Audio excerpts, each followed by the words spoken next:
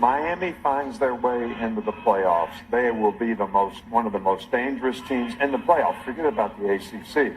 I mean, with Carson Beck, the offensive line they have, the skill guys they have, the defense they have, I don't want to say they underachieved by losing 2 games, but if they get in this playoff, they're going to be the most dangerous team that anybody has to play because of the talent level they have. Guys,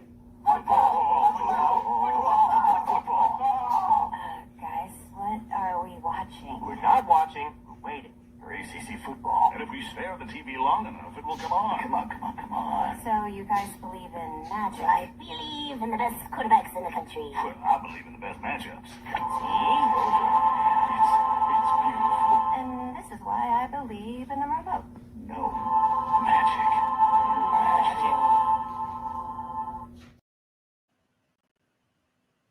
What the hell was that we just watched, honestly? What was that? The best matchups?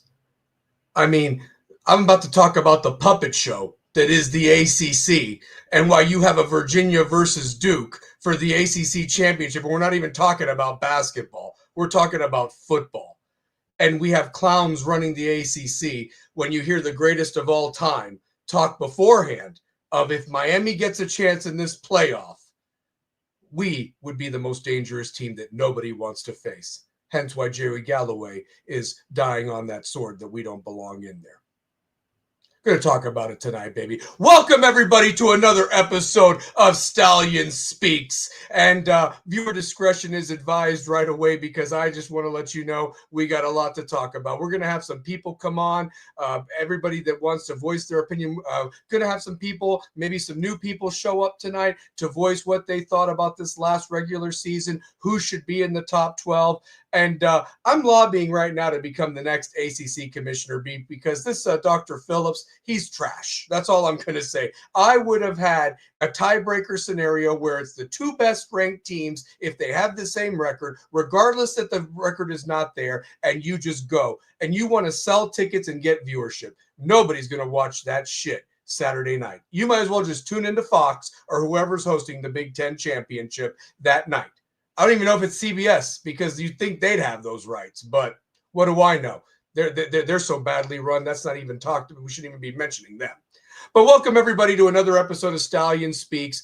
Just want to get some things out of the way right off the bat. That I want to thank the 137 subscribers, over 19,000 views. Keep punching that like button and share our cause so we can get others to join that cause. Also, the views and opinions of this program are not affiliated with those of any other organization. These are solely the Italian Stallion's views, as well as his guest co-hosts and audience members when they come on. And also, if you want to join live, obviously you can click the show link. I'll put that up here in a few minutes, but also join that chat box live. You drive this show just as much, and we've got a lot to talk about. First and foremost, in case that anybody missed the episode a couple of weeks ago, down below are the idiots that run the ACC and their affiliations of where they went to school and their past experiences. And obviously you have a buffoon in Dr. Phillips that runs the ACC. He used to be the Associate Athletic Director at Notre Dame once upon a time, and is also a Big Ten graduate of Illinois, and also was a athletic director at Northwestern and Southern Illinois. So this is a guy that doesn't understand the importance of football, clearly, and why you would even put a tiebreaker of this scenario of what happened. Again, I'm not absolving Miami for not taking business. I have stood by that and will die on my sword. Miami should have handled business. The problem is though that everything happened and you have a Duke team that got absolutely beaten by Connecticut and Tulane, who has a chance to go to this playoff themselves if they take care of business against North Texas themselves this upcoming conference championship weekend. But that is here nor there. The point is that to make the tiebreaker of what this was instead of the 2 highest ranked teams is beyond me, especially when you don't play a round robin schedule. You got rid of the divisions and you just have morons with idiotic bowl tie-ins, people that are not pushing the narrative, officiating that is absolute trash. And first and foremost, whatever that was the other night that you saw on there, or yesterday during the day when they were like going through the process of, oh, well, this is why this is upheld. Wouldn't that have been nice to see during the SMU game? Trying to also protect their ass more than anything. They're just a sorry bunch of shit over there at the ACC headquarters there in Greensboro, Charlotte, wherever the hell they moved to. The truth of the matter is they deserve the championship game they got. They don't deserve anybody from the ACC to get in if it's not Miami, because it's absolute garbage of what they have done this year. They are basically advocating for a Notre Dame team that's half in this conference when it comes to football. They're in the other sports, but when it comes to football, you gave them the bottom feeders of the conference. And we're going to show on here that Miami's actually outbeaten the bottom feeders that they played, minus Syracuse, who Fran Brown should be shown the door for bending over to Boston College. I mean, that guy is atrocious. I did it for you, Dabo. Yeah, you didn't do shit for Syracuse this year. You should be shown the damn door. You're a buffoon, a complete asshole. So, but anyway, there it is. So, yep. Thank you, Kyle. Thank you for coming on. And I'm going to put that link on here. I hope to hear from you tonight, brother. But listen, I got somebody else that needs to get on here because I know he's just as fired up as I am. You know him as a friend of the show. Telling you, my brother for 8+ years. And, we keep hoping that maybe Miami will win us a ship in some type of form. And it's looking really bleak right now. Maybe a miracle will be sent our way. But somebody's got to be doing something about this puppet show. And we're going to talk about interpreting the puppet show, whether it's the College Football Playoff Committee, it's the ACC fools. But I know he's hot about it. Let's bring him on. And first and foremost, also, give him the respect that he deserves because he is legendary. And coming from Utah channel himself and the host of Real Talk, amongst the other shows there, let's bring him on. The one, the only, the great Larry Frank Jr. How you doing, brother? What's up? What's happening? What is happening, brother? I mean, what about this puppet show that is now the College Football Committee, ACC people in charge? I mean, look at these morons down here, man. Honestly, just overpaid, under. I mean, they're not even qualified to have these positions, and they are making decisions for one of the Power 4 conferences, and it's clear they are a dead 4. They are the dead last of the 4 conferences. It's not even close, man, honestly. But Yeah. go ahead. Spoken enough to start off the show. Oh, no, you're good, man. I had some time to think about everything since me and AO got off the air earlier today before we come on tonight. And I think I might understand why the ACC is doing this. I'm going to ask you and I'll ask everybody in the chat. Could it be that maybe the ACC cares about basketball being the premier sport, being the flag bearer of basketball Yes. more than football? Because that's what it's starting to look like. Yes. Whereas the SEC takes precedence in football and everything else is secondary. What's up, Obi-Wan Kane? It seems to me that basketball, as we all know, traditionally with the ACC has always been the #1 sport. So I'm thinking that the lack of emphasis on trying to make this situation right, as far as the officiating, as far as, way everything is going, making sure we got a better system to get the best teams in, they don't give a shit. They don't give a shit because it isn't their season. Their season just started on the hardwood. So that's just a quick thought that I had. But overall, I'm good. I'm in a good mood. I'm in good spirits. I mean, what can we do? There's nothing we could do about it. Duke is in. As I said earlier, when me and AO was on, I'm gonna just call it like it is. Viewer discretion is advised. It's a fucked up metric because when you're gonna have Duke, who is 7-5, and they played nobody in the top 5 that was above them. You had 5 teams ahead of Duke. But the thing about it, all those 5 teams ahead of them beat another one in the 5. And Duke beat none of them. So when you have that, and now it resorts to, it comes down to the strength of the combined teams' records for 2 teams that didn't play each other. That's just horse shit, man. That's horse shit. And I can't get over it. I'm sorry.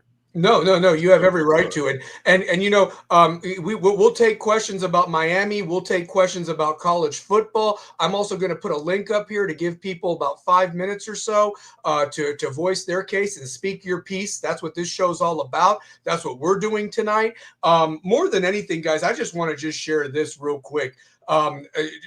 Larry, I can't disagree with you. And Tuesday starts the ACC SEC Challenge, which they got their asses handed to them by the SEC last year. Of course, it was an atrocious year for ACC basketball last year. You had 14 SEC teams set the record for the March Madness, and ACC barely got 4 in there. And realistically, Duke had a pretty super team till the Final Four. You had 2 SEC teams in the Final Four, with one ultimately capturing the crown. Obviously, we're going to focus on football. We'll get to basketball here soon enough.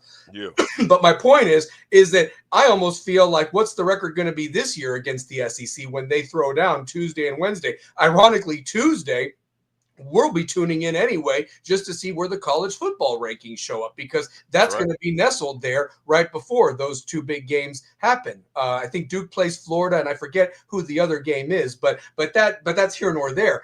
But what's up, everybody? Like I said, I'm going to put the link up here very soon. I want everybody to get in here and voice their opinion. I'm going to give 5 minutes tonight, so that way everybody can get their point across. But, we got a question right off the bat from Anthony Mazzano. And Anthony, great to see you on You Talk this morning. I'm glad you showed up tonight. But, what line of thinking are you both in terms of the quarterback position? Do you continue going in the portal for a big-name quarterback, or do you want to see what we have in our young guys? Larry, I'm going to get you to go in there as well on this question, but I'll answer it first more than anything. If I can just speak frankly about this, I think that for everybody that loves Mario, and listen, I want to first and foremost say congratulations to Miami for proving me wrong. I felt that this thing was going to collapse because we had always just had the evidence under previous regimes that when it fell short, Larry Frank, they would just collapse. I mean, I think back to losing to Florida State on a missed extra point, and we lost 3 of the next 4 games or what have you that came after that. And that ruined that potentially good season in 16. I think back to what happened after the Georgia Tech fumble, losing to Carolina and losing to Louisville and Florida State, but somehow beating Clemson in double overtime.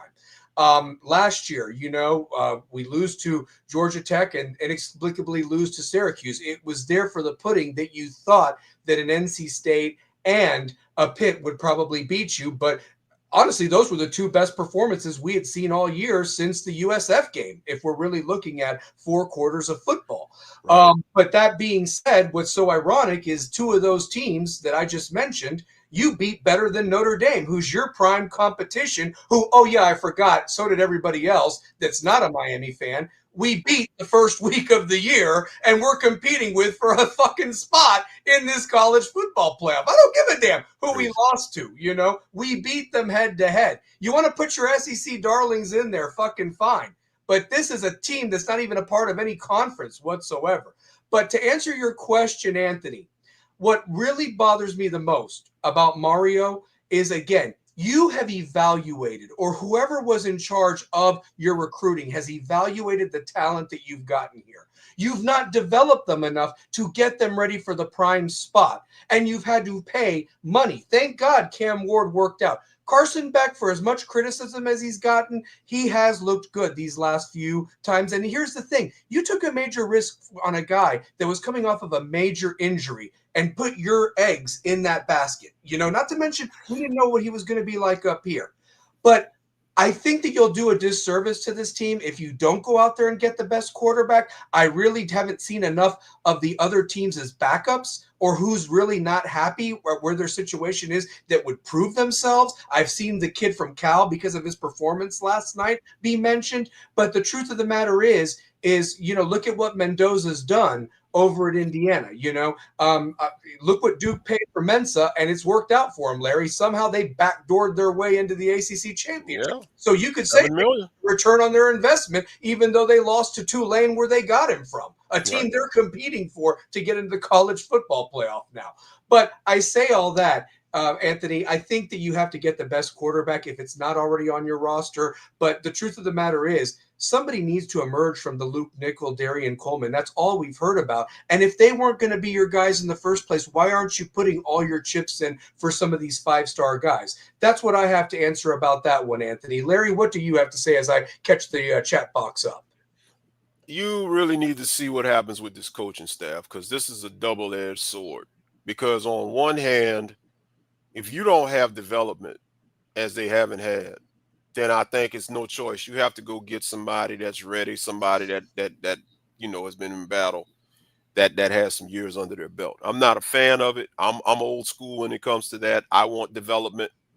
Yeah, right where I'm going. Right there. Where He I'm can go going. to Tulane. Keep going, Larry. Yeah. So, yep. Yeah. And I hope Tulane gets him too. I hope he gets him, because he's from down here. Let him come on back home to Louisiana and do what he got to do.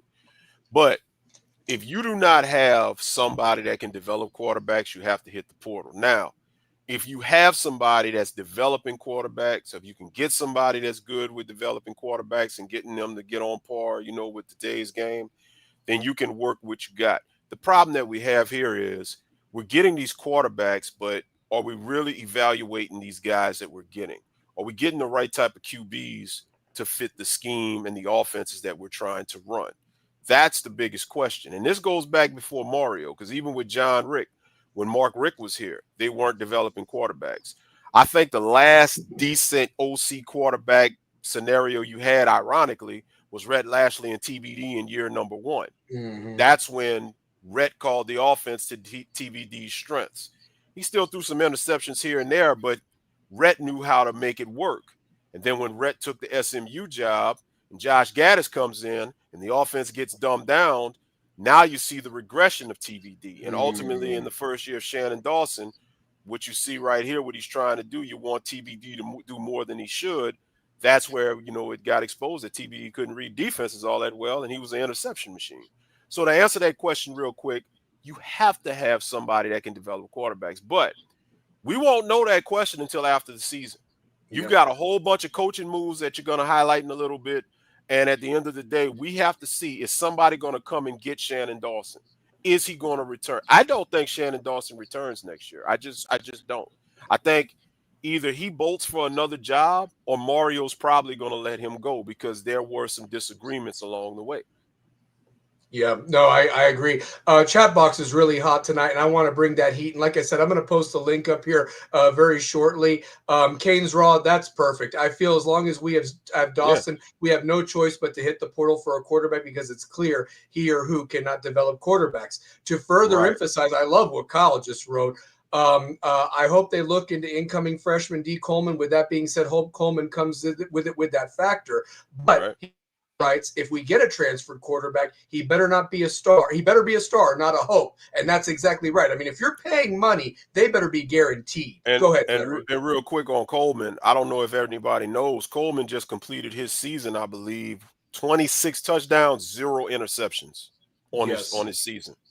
So he's listen, he's coming in with talent. So and he's worked out with Cam Ward. He looks like a Ward, like he has that swag, And here's the thing: there's something about that these young guys like a Malachi Tony, the Gerald Pringle, this South Florida thing, whether it's in Miami or in Tampa, you cut that state in half.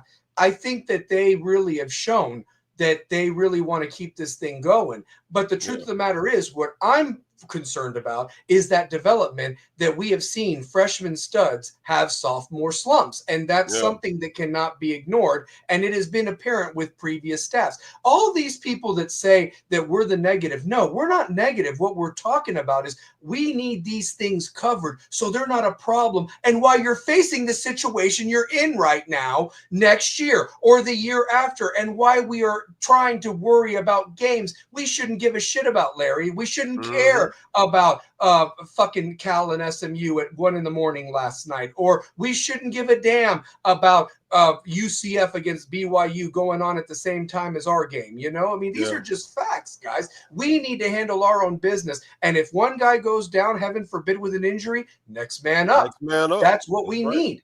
And that's what we're missing here. And again, I'm labeled a bad fan or a negative fan. Kiss my Italian angry ass. Honestly, I mean, that's bullshit. Well, you saw what I got yesterday. You saw I Yeah, showed you what I got I in the group know. yesterday. I Oh mean, yeah. people get mad at me, And for I'm still waiting saying for a response from that clown because I called him out on you that won't too. get it. You That won't get it no, because you called them out. You that's won't get right. it because you called them out. But That's right. just in short, before you bring the chat and bring everybody up, Yeah. I think it's just important to note that we can be labeled bad fans all we want. As I say all the time on You Talk, as I'm going to say it here, and I think Stallion, I can speak for you when I say this. We want Mario to be successful Damn right. because if Mario is successful, Miami is successful. We just want Mario to make better decisions and do better. Now, I will say this, getting back to what we hinted at this morning on You Talk. Hopefully, and for the last 3 weeks since the SMU loss on November the 1st, it seems that Mario has gotten it. It looks like he's gotten it. The team is different. It looks like the coordinators, you're seeing the offense open up more. Miami has dominated, albeit, inferior competition, but that's what they're supposed to do. In years past, they would play down and these teams would be a lot closer to even hanging the game or worse yet, beat us. But to kind of go back to what we were talking about this morning, if Miami gets shunned and left out of the playoff, can this be the equivalent of the 2001 team coming off of being shunned from the computers with that season opening loss to Washington in 2000, and they ran the table and should have played in the national championship that year? Can they use it in the offseason as motivation to springboard, kind of like what the 01 team did, have a chip on their shoulder? Can this team, getting disrespected not 1 but 2 years in a row, because I know the defense was bad last year, but 10-2 Miami should have been in the playoffs last year. Just because of Cam Ward and it was must-see TV. Yeah, our defense wasn't good, but what defense was good last year? Mm-hmm. You should have got in last year, and Yeah. you should get in this year. So if 2 straight years Miami gets disrespected and they don't get put in the playoffs, can they take that and use it as motivation, rolling into the spring, rolling into the summer workouts, rolling into fall camp, and next year in that season opener in South Bend, come on out and say, you know what? It's time to go to war with everybody and beat the shit out of everybody. Like literally just put your foot on everybody's necks week in and week out. Can they do that? Larry, I want to catch the chat box. Anthony, stick with us. You're going to get on. You're going to get your 5 minutes. I promise you to speak your piece. I want to just catch the chat box up, but to add to that, Larry, I think they could. I think where it starts, if you think about it, I know it's a different age, but remember, there were some guys that were on this team that remember how bad that first year was, and they made some decisions. Like in Ed Reed, could have gone for the money, but he decided to come back.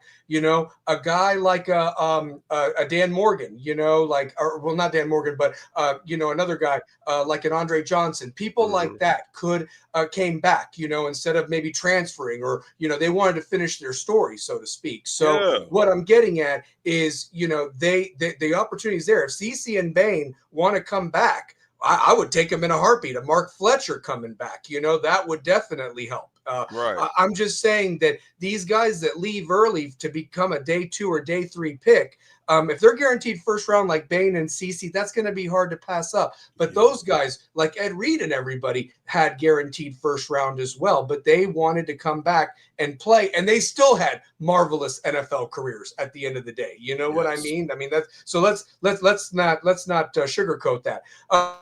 The chat box up before I get Anthony, and then Lickerdale, I'll get you 5 minutes each, like I said, because it's a hot show tonight. Canes Ross says if they get Ken Dorsey, Mario wouldn't be able to control him. His quarterback development is proven. Facts. Because he helps develop Cam Newton, and they went to the Super Bowl, and he also helped Josh Allen. Facts. Coleman from Jones run the same offense. Dawson can't develop quarterbacks. Absolutely. I like this comment by our big man, Chris Kane. If they let us in, that's they ass. And that's exactly why Joey Galloway doesn't want any part of his precious Buckeyes wanting any of us Canes, because you'll see the Miami that showed up yesterday and the first half against Florida State, against Ohio State. You're not going to see the SMU bullshit. So, let's see here, Larry, what I think needs to happen. Of course, Anthony, I'm going to let you talk more about that. But yeah, let's see here. Who else? Coleman, click under 2 minutes. Coleman will ride the bench like the rest as long as Dawson is there. Sorry, kiddo. Yeah, you have a point. Yeah, unfortunately.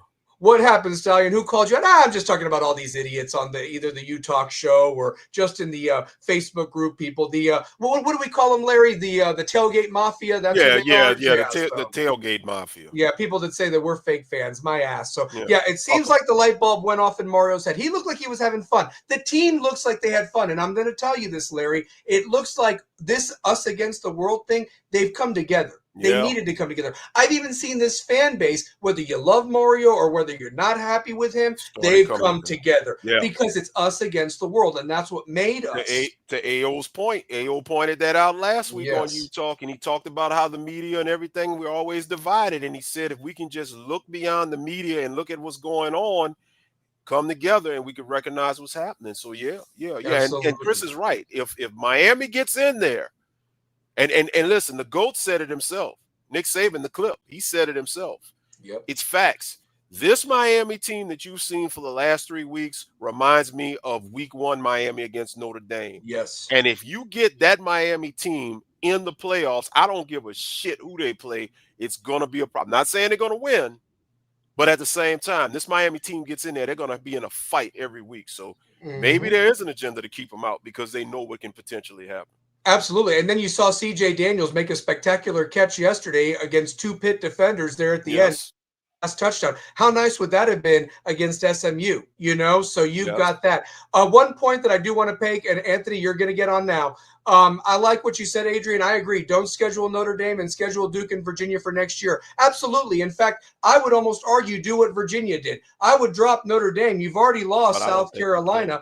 You don't think we can? I don't think you can. I think the contract is already. I looked at the schedule. They got Notre Dame. They got we got to replace South Carolina. We got to replace South Carolina with somebody. Yeah, so, they got Clemson. So yeah, you will have an alternate game. But I would just say, you know what? Go in there and hey, I hate to say it, go get you a cupcake. Everybody else is doing it. You do it. Fuck it. Yeah, for sure. Well, Anthony, I want to bring you on, brother, properly. So I think this is your first time on the show, but I want to bring him on, and I want to bring you on properly. You've got 5 minutes, brother. And like I said, what I'll do is if you have questions for us, I'll make sure that we don't take any of your time or anything of that nature because I want to give you your due in the full 5 minutes. But Stallion Speaks, Anthony Mazzano, welcome. And brother? I have a sinking feeling, I have a sinking feeling with the whole Bama bullshit that they're going to give Bama the benefit of doubt and even if they're 9-3, they're going to put Bama because the Bama fans were crying that they didn't get in last year. So they're going to put even if Miami has a better record, they're going to put Bama in to placate that BS Stallion. That's and they should honestly use the same standard they use for Florida State for Ole Miss because that whole staff is going to LSU with Kiffin and stuff like that. So why are they doing it to Florida State but not Ole Miss? I've said this. They care more about they care more about the conferences than the actual team. That's let's be honest. If Miami's in the playoff, who, in your honest opinion, who would have higher ratings, Ole Miss or Miami? Oh, Miami. Especially without Lane there? Without Lane there? Come on. Nobody wants to see that shit. Nobody. No. Basically, or people might how about Bama and Miami? Bama and Miami. You know what? Miami now. Yeah. Miami now because Nick is gone. If Nick was still there, Bama. But DeBoer, nobody gives a shit about him outside. Yeah, he and I said this on Utah. He's going to. They're saying DeBoer might go to Penn State, too. Yeah, and I'm even hearing Josh Heupel now for UT is now taking an interview this week because Vol fans better be worried. You might get your wish. You're not happy with Heupel losing to Vanderbilt yesterday, but you might be. Do you think Pavia's going to be able to come back again? No, I don't. I think he's done. I think Pavia's done. So his stock is up. Yeah. No. No. But Larry, what I said in the bring up that I forgot what I said in that comment. Can you bring it up? Yeah. Let me see if I can find it again. Hold on 1 second. Let me see here.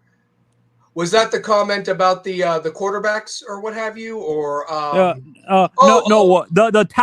what I was saying, Larry, is I feel that we need to go to the Urban Meyer scheme, like guys who run that scheme, because it feels like the Dawson scheme really doesn't fit the South Florida talent. Like he doesn't utilize the South Florida talent that much correctly.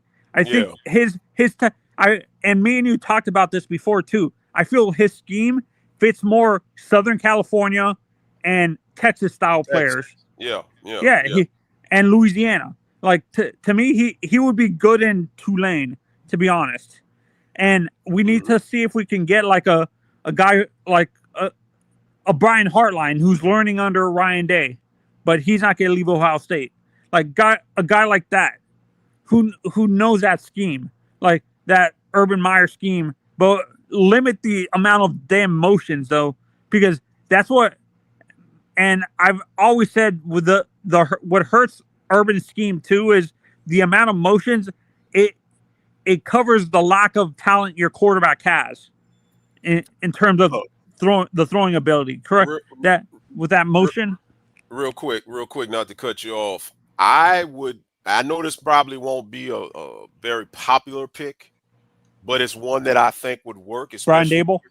No. If Dawson leaves, which I expect him to do, if I'm Mario, I'm getting Chip Kelly as offensive coordinator. People are not going to like it. Yes, people are not going to like it, but guess what? He's just a little over a year removed from a national championship as the OC of Ohio State. You saw what his body of work did with those types of quarterbacks. You get Darion Coleman up in here, or if you get a transfer QB for the time being, let Chip work. Leave Chip alone. Let Chip run the offense and watch what Miami's offense does. Keep Heatherman in the defense at that level with Chip Kelly coming in here. Watch what happens. Facts. I have one better, actually. How about John Gruden or Jay Gruden? John or Jay? Because I don't know. Everybody talks about John, but I feel like this, man. I don't know why everybody's all high on John Gruden, man. He ain't coached in like 20 years. Like, I just don't see but the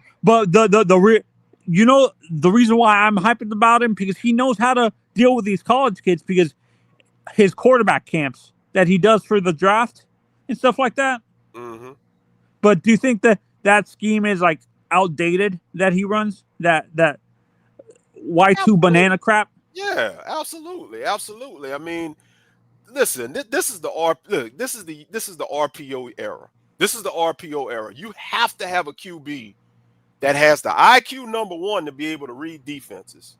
He's got to be able to throw it, and he's got to think fast at the drop of the dime to know, okay, I need to tuck it, I need to check it down. It takes a special type of QB to do that. Not every QB can do that in today's game. So that's why I say that's the knock on Emory. And I'm not trying to knock on Luke Nickel because we haven't seen enough of Luke. I like Luke, but I think he's more of a traditional pro style quarterback. Yes. And that's not going to work in today's game. You see right now Carson Beck trying to tuck the ball and run from time to time. Beck don't have the speed. You need a QB that's got some legs. You need a Patrick Mahomes. There you go. Yeah.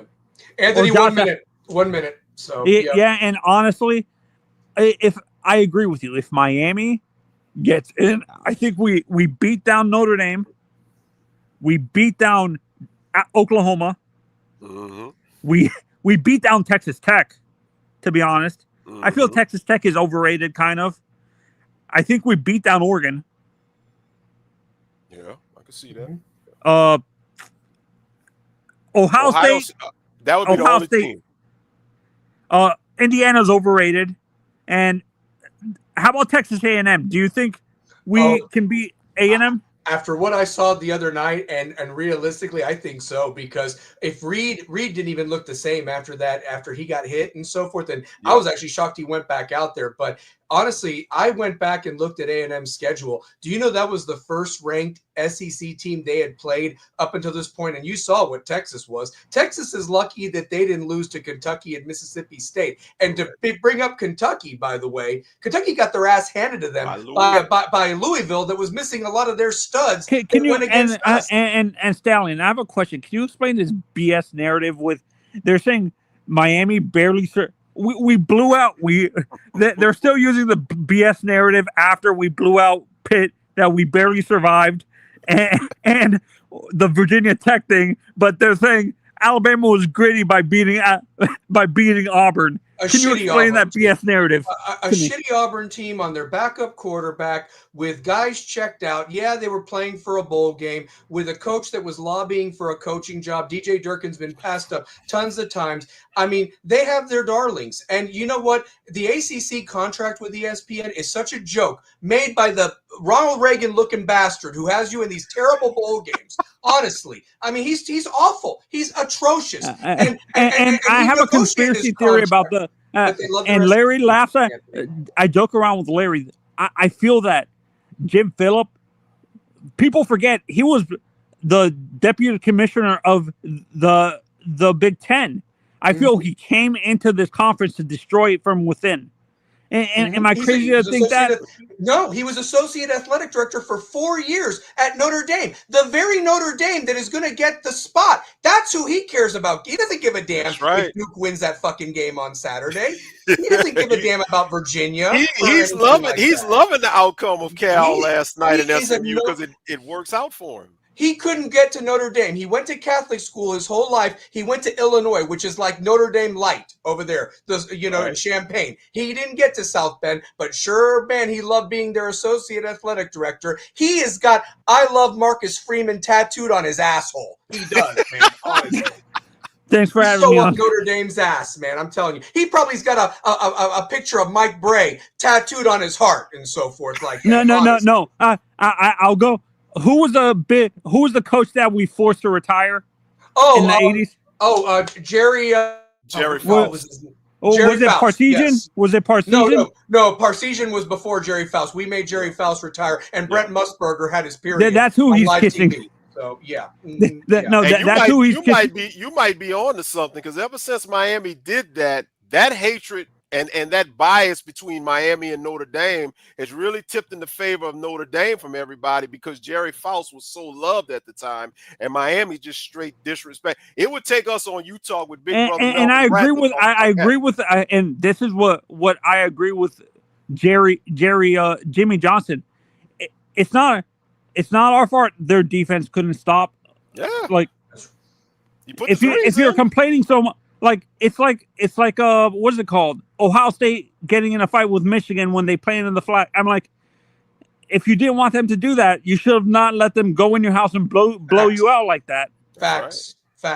And I'm just going to say this, and I'm going to say this, Anthony, before I let you go, because Liquor Dale's been waiting patiently, and Rocky's going to come on next.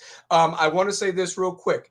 ESPN, nobody can tell me different. Chat box, if you want to disagree with me, fine. ESPN can pick up the fucking phone and call Jethro Clampett, Hunter Urig, whatever the hell his name is, from Arkansas, can get on the fucking phone and say, listen, I want Notre Dame and Miami in there at 8 and 9, and let's fucking play again that first week. We'll go up there to South Bend and whip their damn ass. We can play at 25. Stallion, I agree with you. Agree with you. Hunter Urig does look like Jethro Clampett. And I want Joey Galloway's ass the minute that the game is fucking over and we've won by 2 touchdowns there in touchdown Jesus, man. So, Anthony, come back next week. We'll definitely talk about it, man. I appreciate it. Stay in the chat box and contribute, brother. Good night, man. When you bring Kyle on, I wanna let him talk, but I want to give a scenario about that after he makes his point. Absolutely. Liquor Dale, welcome to Stallion Speaks. Brother, as always. Yay. Speak your piece, brother. Speak your piece. I'm gonna just think about the Coleman thing because you see I've been in the chat with that. I think I won't say I think I feel that Coleman can run the offense, but I think Dawson. I think he's still learning this style of play because he haven't had this type of quarterback like this. Because the last time he had a quarterback like that in college was with Geno back when he was in Virginia. West Virginia. But Hoganson ran that offense then. So this is the first time he really had something like this that can move in this up to date scheme. I feel he can. I think his scheme does fit. I mean, I ain't trying to push back on Buddy who was just talking. I think his scheme does fit the South Florida, the Miami style. I don't think he's just efficient as developing the players to do it because it's like saying you take Dawson and give him Lane Kiffin's scheme. he still can't develop the players around the scheme because he's not efficient at calling it. And but I think Coleman can run it. I just hope that once he get in as an early enrollee, they really give him a good look at it. Mm-hmm. Give him a good look because Coleman like the same size as dude from Texas A&M. They like the same size. Reed, yeah. They just same size, so it's not like he's not too damn big. Reed doesn't survive, and the guy a little bit more nifty. I think he's more nifty than Reed because he's a damn good runner too, but he's just a pass first type guy. He's a guy that they trying to make Lamar Jackson to be. He already that guy already. He like to pass first before he run, but he can run. And he's used to throwing to big time receiver because he got one that's at Florida right now. I forgot what school the other kid went to, but the guy that played with Florida, number 8, the fastest receiver, number 8, the freshman. He was one of his receivers in high school. So he used to playing with good grid of talent, but Dawson can't develop. He can't develop quarterbacks. Nope. He can't develop. I ain't finna even fool myself on that. He can't develop it, and it's gonna have to take. If we keep Dawson, as they say, like a John Gruden, and like I like what you said about Chip Kelly because I've been saying that all year already to some of my friends down here. But keep him as an analyst because I don't think them guys really want to really coach like that. Especially Chip Kelly already getting paid good money already, just sitting in the background. I liked what Brandon said. Not to cut you off, Lickerdale, but I absolutely loved what he said. Colin Klein. In fact, Kansas State would love to fire their coach and welcome Colin Klein back. As you remember, he was their quarterback when they beat the hell out of us back in 2012, and actually finished. Did he win the Heisman, or did he? I guess he finished to Johnny, right? He finished second to Johnny. Yeah. Manti Te'o was also in that, and so forth. But Colin Klein's the OC right now for A&M, and so yeah. I don't think he'd be a fit with the coaches down here. Mm-hmm. These coaches got to understand the culture here too to deal with this. Yeah, these divas we got here. West. Yeah, so yeah. These divas, Jimbo got away with it with his slick talking ass at Florida State, but Bobby Bowden already had the players for him already. But you see, once the players faded out, how that shit turned in Florida State. It ain't been the same since Bobby Bowden recruits left. Florida State ain't been the same. Yeah. Since then, Norvell, he's trying to be a politician down there. But I'm glad they renewed his contract. They just give him a little bit. Oh my God! The best thing that happened over the best weekend. thing in state that could have happened for Miami was Norvell being retained and John Summerall being hired. Because Summerall being hired for Tulane, that is Sunbelt Billy 2.0. That's Billy Napier 2.0. And look, I'm still going to give you some time. I want to bring this up. This is a great point. And Guy, I was going to bring this up. Virginia needs to win. Miami can sneak in if Bama and BYU lose. There's still hope. I'm going to tell you this, by the way. If Bama loses, I don't know where this damn narrative came from last year, because that was so last year about that you make your conference championship, that you shouldn't be penalized for that. It's still a loss, guys. Okay. Yep. And again, if you look at it, Bama shouldn't be excused for that terrible loss to Florida State. Okay. I mean, Florida State has been handled by everybody this year, with the exception of the 2 cream puffs they played out of conference. Wake Forest was just as atrocious as they were against Duke yesterday against them. And then they found a way to beat Virginia Tech. And you saw how ass they were against Virginia. They didn't even show up yesterday for that game. They didn't show Florida Gators last night. No, they didn't. They had a chance to go to a bowl game too. So no, they didn't care. I wonder if Tommy Castellanos beat his meat and said, "Oh, we beat ourselves again," or whatever like that. Let's keep this in mind when you talk about Alabama. Alabama, the rest of the world knows that Florida State beat Alabama, but now that loss is forgotten. They don't even talk about that loss anymore. It's all about who they've beaten. It's kind of like Ohio State.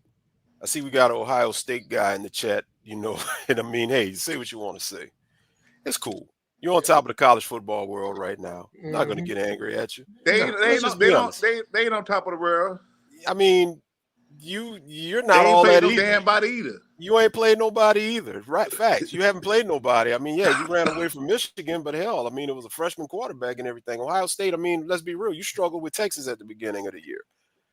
So when it's all said and done, the best teams are going to get in there, and you're going to see. You're going to see what happens. But at the end of the day, don't let Miami get up in there. And he said earlier that the Ohio State fan, Miami can't beat a top 10 team.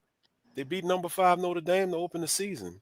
So get your facts right, bro. Yeah. Let me ask you this, Lickerdale, because you still have a couple minutes.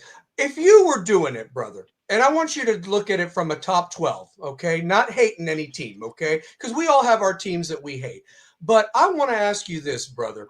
Who would you put in with the top 12? I mean, obviously, you can have the argument, and it's not just Miami fans, it's fans across the country that were even calling in on shows this morning because it was like the worst kept secret that Kiffin wasn't going to go to LSU. He wasn't going to go, But the truth of the matter is, there were people calling in that had no dog in the fight that weren't Miami fans. I mean, they were just saying, they were citing back to that Florida State thing a couple years ago that when Jordan Travis got out, you didn't put them in. And of course, that was only 4 teams. It's whatever. But realistically, does Ole Miss still get to go in with some of their staff gone? I mean, Charlie Weiss Jr. is not going to be there. Yeah, you're keeping the defense together. Apparently, they're trying to put a campaign out there that the quarterback coach is going to stay there because he developed Jackson Dart last year and he's done what he's done with Chambliss. But my question is he the guy that's going to call the same plays that Lane Kiffin does? And I mean, if the offensive coordinator's gone, who also called the plays, I mean, I'm just saying, what would be your parameters of who you would have as your top 12? Obviously, you got to put a group of 5 team and the Virginia in there, but who would be the other 10, honestly, at this point? I ain't got a list in front of me right now, but I can kind of talk of the bottom feed of that top 12 because that's the big talk that I got locked in my head. BYU, no. BYU, no off the top. BYU, Vanderbilt, no. Oh no, I take that back. I'll put Vanderbilt over there before I put Alabama in there. I'd put Vanderbilt over Oklahoma at this point because Vanderbilt's more exciting to watch. Honestly, they're more exciting to watch. Oklahoma, long as they face a team that got a decent defense, they ain't got to be big time scoring defense. They got to be big time scoring. As long as they play this team with a decent defense, they'll be out the first week, the first game. Facts. They'll be out the first game because they shouldn't even won yesterday. They should. And I don't know why they not. I don't know why the media not looking at these guys. These teams are barely squeaking through the skin of the teeth. Not just on one game, like every fucking game. Every game, but it all goes back to like you said, James, at the beginning of the season, way back in September and October. Frank, you and Devin talk about this all the time. They stack these guys from the start of the season.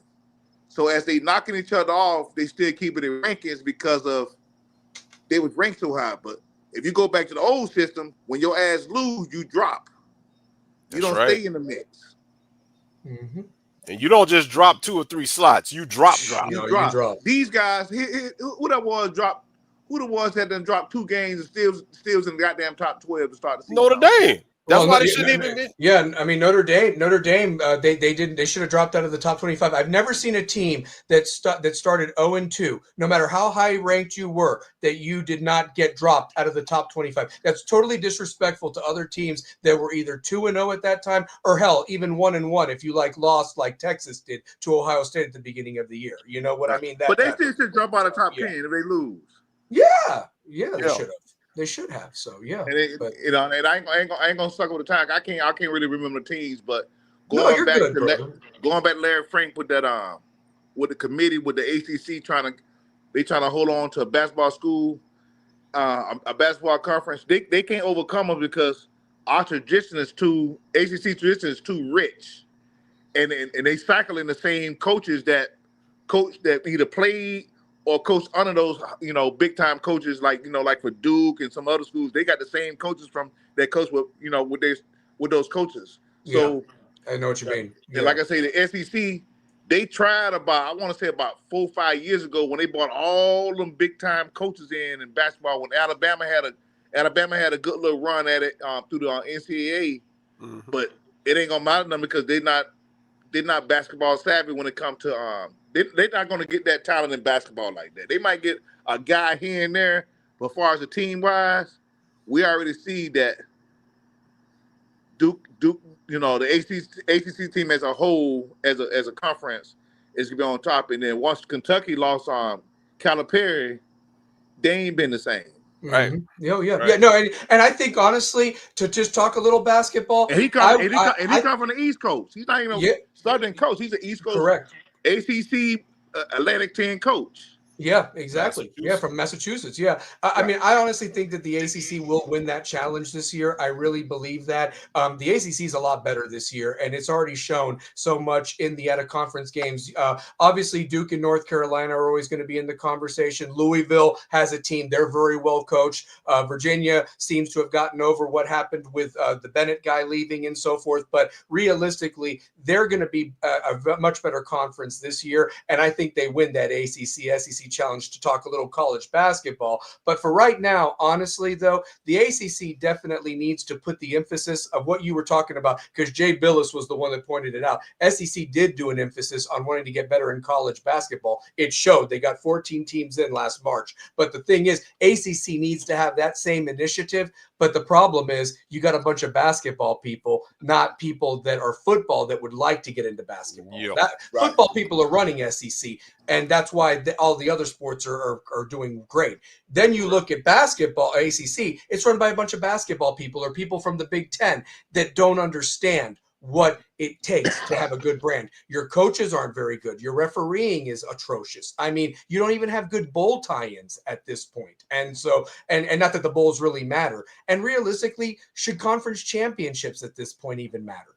But I'll give you one more minute, Lickerdale, because Rocky's been waiting patiently. Okay, and anybody else that wants to get in. So yeah. I'll be quick. Last but not least, the last comment and Frank, we talked about this many times in YouTube, Stallion, going back to last year. LSU is finna be the new team. I give them 2 years because it goes back to Scampy. What the dude is Scampy from LSU? That's the commissioner now for NCAA. Yeah.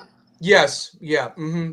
So watch out for LSU in a couple years. Yes. Yeah, yes. LSU. I look at what happened today with Lane, and it scares the shit out of me because I feel like that should have been our guy. That should have been Miami's guy. He wanted it. I just hope that what you saw today was not a repeat of when Nick Saban left LSU, did his thing, and then came to Alabama and dominated. Yeah. It's not a variation of that. Like, we kind of talk about the spinoffs of shows. Like we say, this show is a spinoff of Utah.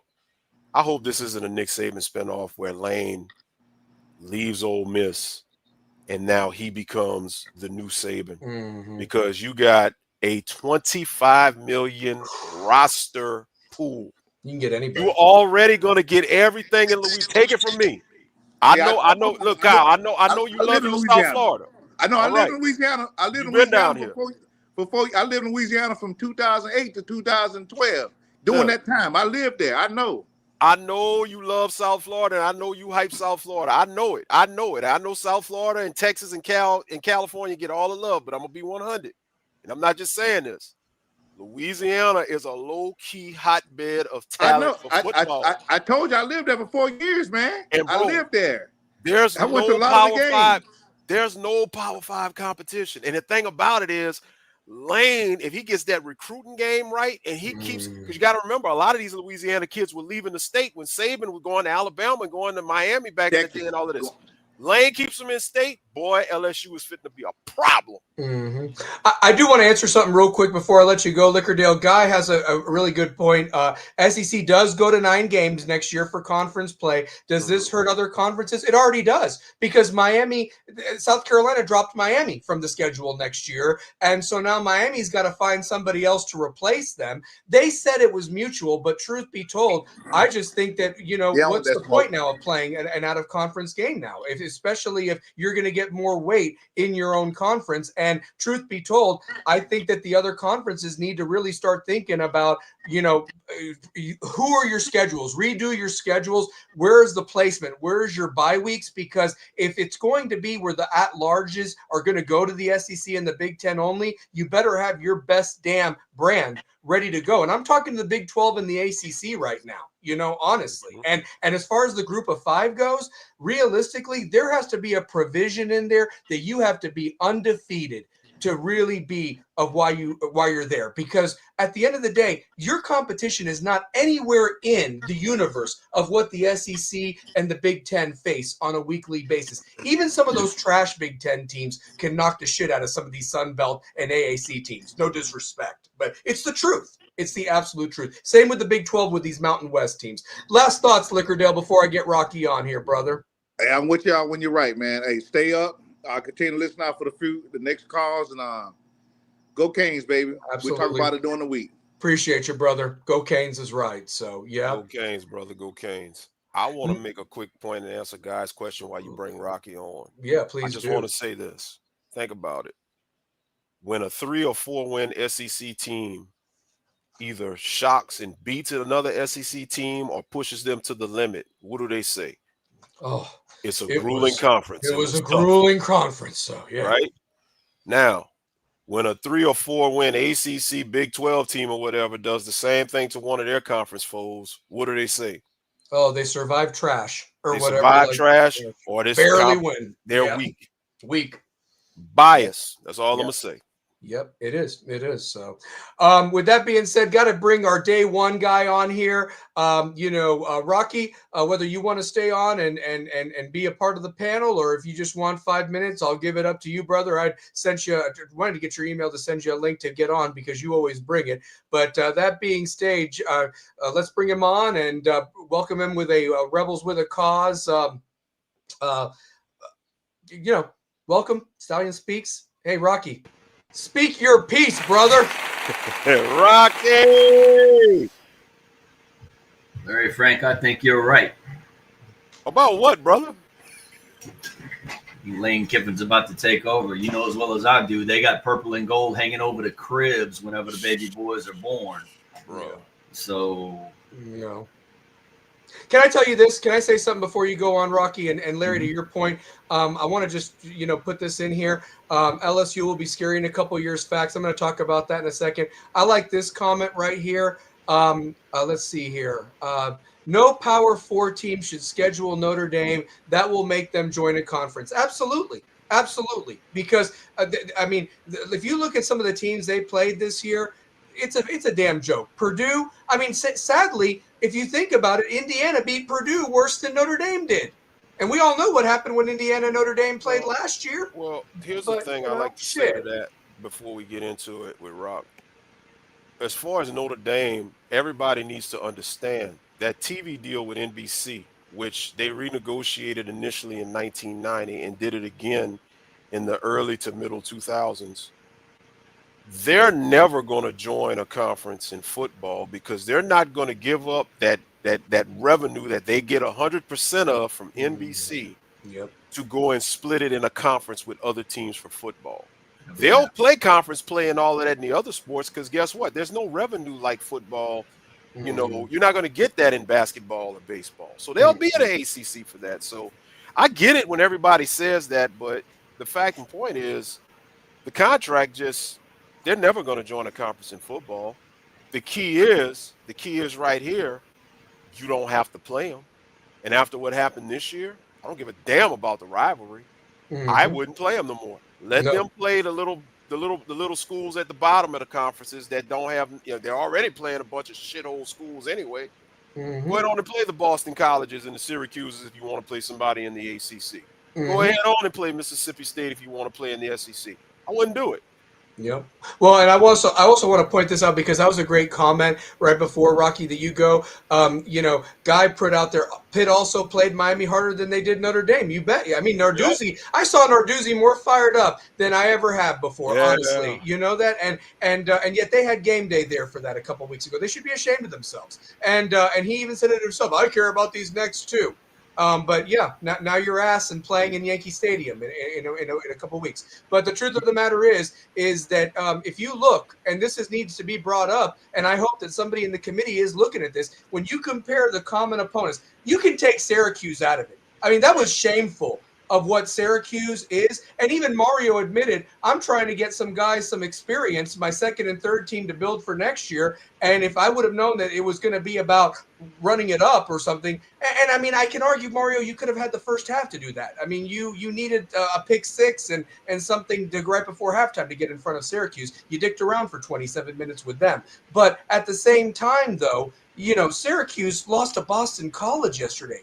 They're trash. They're absolutely awful. But if you look at the other games, NC State, Miami won by more. Against Stanford, we won by more. And then by Pitt, we absolutely dominated and won by more. And let's not forget, we won the head-to-head. There is no argument. It should be Miami, and it should not be Notre Dame. And your A&M loss doesn't look as good as it did, 5 days ago. That needs to also be, because A&M, if they had lost to South Carolina and lost to Texas, you're not even talking about A&M being in this thing anymore. You're not. Their only win would be Notre Dame at this point. And that loss to A&M would be equivalent to either SMU or Louisville, because now you have an A&M team that is 9-3. If they would have lost that game, they'd be ranked, but they'd be 9-3. And dare I say, when we played Louisville at the time was 4-1. Louisville should have been ranked when we played them. Yes, they should have. Yep. And Chris Kane, you come on whenever you want, brother. There's the link. It's in there. Rocky, go ahead, brother. Though here's what I want to say. I've been back and forth about this all day ever since I got on the show earlier, Larry. If we take care of Ben's business against SMU, we're not even talking about all this. Correct. That's right. All we got to do is beat SMU in Dallas, and all this is just numbskull hogwash crap. Mm-hmm. But we're here because we didn't handle our business.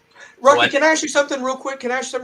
If we had handled SMU and everything played out the way it is, and Louisville's the only loss, is Miami top four? Oh, well, I guess we'd be in the ACC with a chance to get top four, right? We'd be in the ACC championship game right now with Correct. a chance. Okay, getting ready to play Virginia. Okay, got it. So I just want to get that said, okay? Because the fact that we are here and we're discussing all of these different scenarios and biases and this and that is because we did it to ourselves. Correct. At the end of the day. If we handle business, we ain't got to worry about this crap. So that needs to be said, stated, and put out there. Now we didn't. We're 10-2, and we're in this mess. If non-conference games don't matter, if head-to-head don't matter, why play them?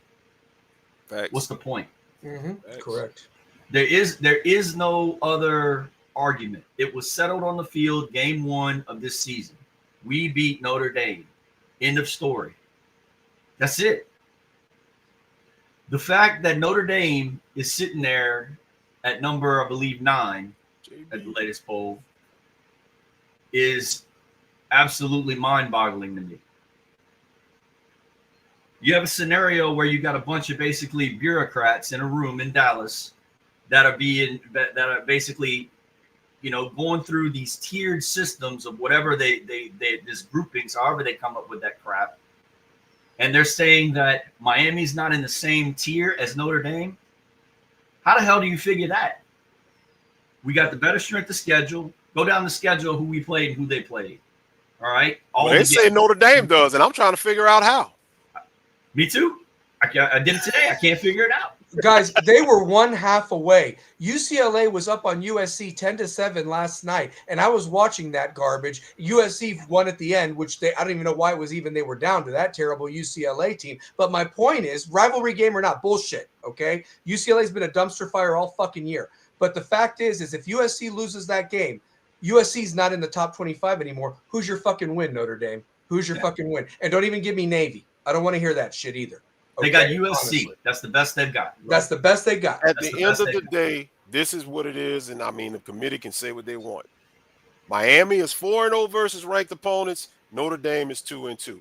And 3 of the 4 common opponents, Miami has had more. If they want to talk about this eye test bullshit, Miami has beaten them more soundly in 3 of the 4 contests versus common opponents, minus Syracuse, where Notre Dame beat them 70-0. And finally, Miami has the head-to-head. There's nothing to discuss. Miami over Notre Dame. There isn't. Real quick, I want our guy Anthony asked us to justify this. Putting Virginia in the ACC championship when NC State is not considered a conference opponent this season for them. I get what you're asking there, Anthony, and you're right, because in the end of the day, it still is a loss. And so again, you look at that should make a decision. I mean, it's not in the conference because it didn't count, but the truth of the matter is that's a loss. And if, like, let's say Virginia and Miami were on the cusp and 2 different teams, like if Miami was like in another conference, you would have to look at that game because Miami played them and won as opposed to the loss. But unfortunately, Virginia's going to get the saving grace that they did win in conference. They did beat Louisville where we didn't. And by virtue, if they don't get fucked and win that game on Saturday, they will find their way into the playoff, but an early exit. But Rocky, go ahead. Keep going with your point. Though, Real quick. I just wanted to answer that. You know who I fault for that? I fault the ACC.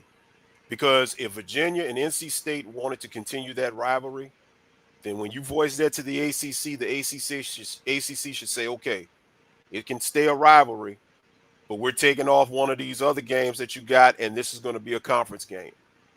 This is how they should have did it. Yeah, the ACC is screwed up in a lot of places. The other one is it's a puppet show, guys. The other one is having figure out how you have a 7-5 Duke playing for a championship next week. Yeah. Ridiculous. I mean, combined strength of schedule of the teams. Guys, can I because they didn't play Miami. Yeah, we didn't have nobody played anybody. We didn't play either of the 2 teams in the championship game, so how do we know? Right. Guys, let's they go by this metric, man. Give me a break. Yeah, well, guys, let's look no further than how the brands were protected yesterday, okay? There was not one upset that benefited Miami. And the fact of the matter is, and how sad is this very quickly, is you look at Cal and SMU last night, and I even saw Rhett Lashley kind of looking at the ACC refs like, are you all going to help us today or not? And they didn't. And it was that Italian asshole, that same guy that helped him. How ironic was it? You weren't smoking your cigar, Rhett, and TBD and all you motherfuckers. Okay, so I just want that thrown out there. The same ref that helped you guys fucked you against Cal yesterday. And let's also throw this out there very quickly. Auburn got fucked yesterday for the 4th time in an SEC game. And if anybody has gripe right now, because Oklahoma benefited from it, Georgia benefited from it, and now Alabama has benefited from it. If Auburn wins those 3 games, you probably still have Hugh Freeze as a coach, and they were still in the conversation. Maybe they don't lose the game to Vanderbilt in Missouri because they care at that point. I'm not advocating for Auburn, but the calls that were made to help out. And of course it would be fucking Isaiah Horton that scores those touchdowns yesterday in that ass offense. It is. They have no running game. Go ahead. Well, I'm glad you brought up Auburn, and back to Larry Frank's point, this committee seems to be big on eye tests. The guy even said in this interview that moron, talking about how we have to view each team with how they're playing currently now. Okay, let's do that. What happened yesterday? We watched Oklahoma and LSU. We watched Alabama and Auburn. Correct. How'd that eye test look on Oklahoma yesterday? They looked horrible. They looked like shit. They looked like dog shit. Against a backup quarterback in LSU. It wasn't even Nussmeier they were facing. And when they get that first interception, if he runs it in there, that's a touchdown. I'm like, why the hell are you not running the ball in the end zone? You had space. Run it. Or or throw it out of the back of the end zone, kick the field goal, live to fight another day, and you're down there and just kicking the game-winning field goal. You ain't going for it on 4th and whatever. And the play call was awful. Oh my God! And Alabama, instead of going away in the Auburn, winning it going away in the Iron Bowl, they let Auburn back in it, and that ended up being a close game. So how's that eye test for you?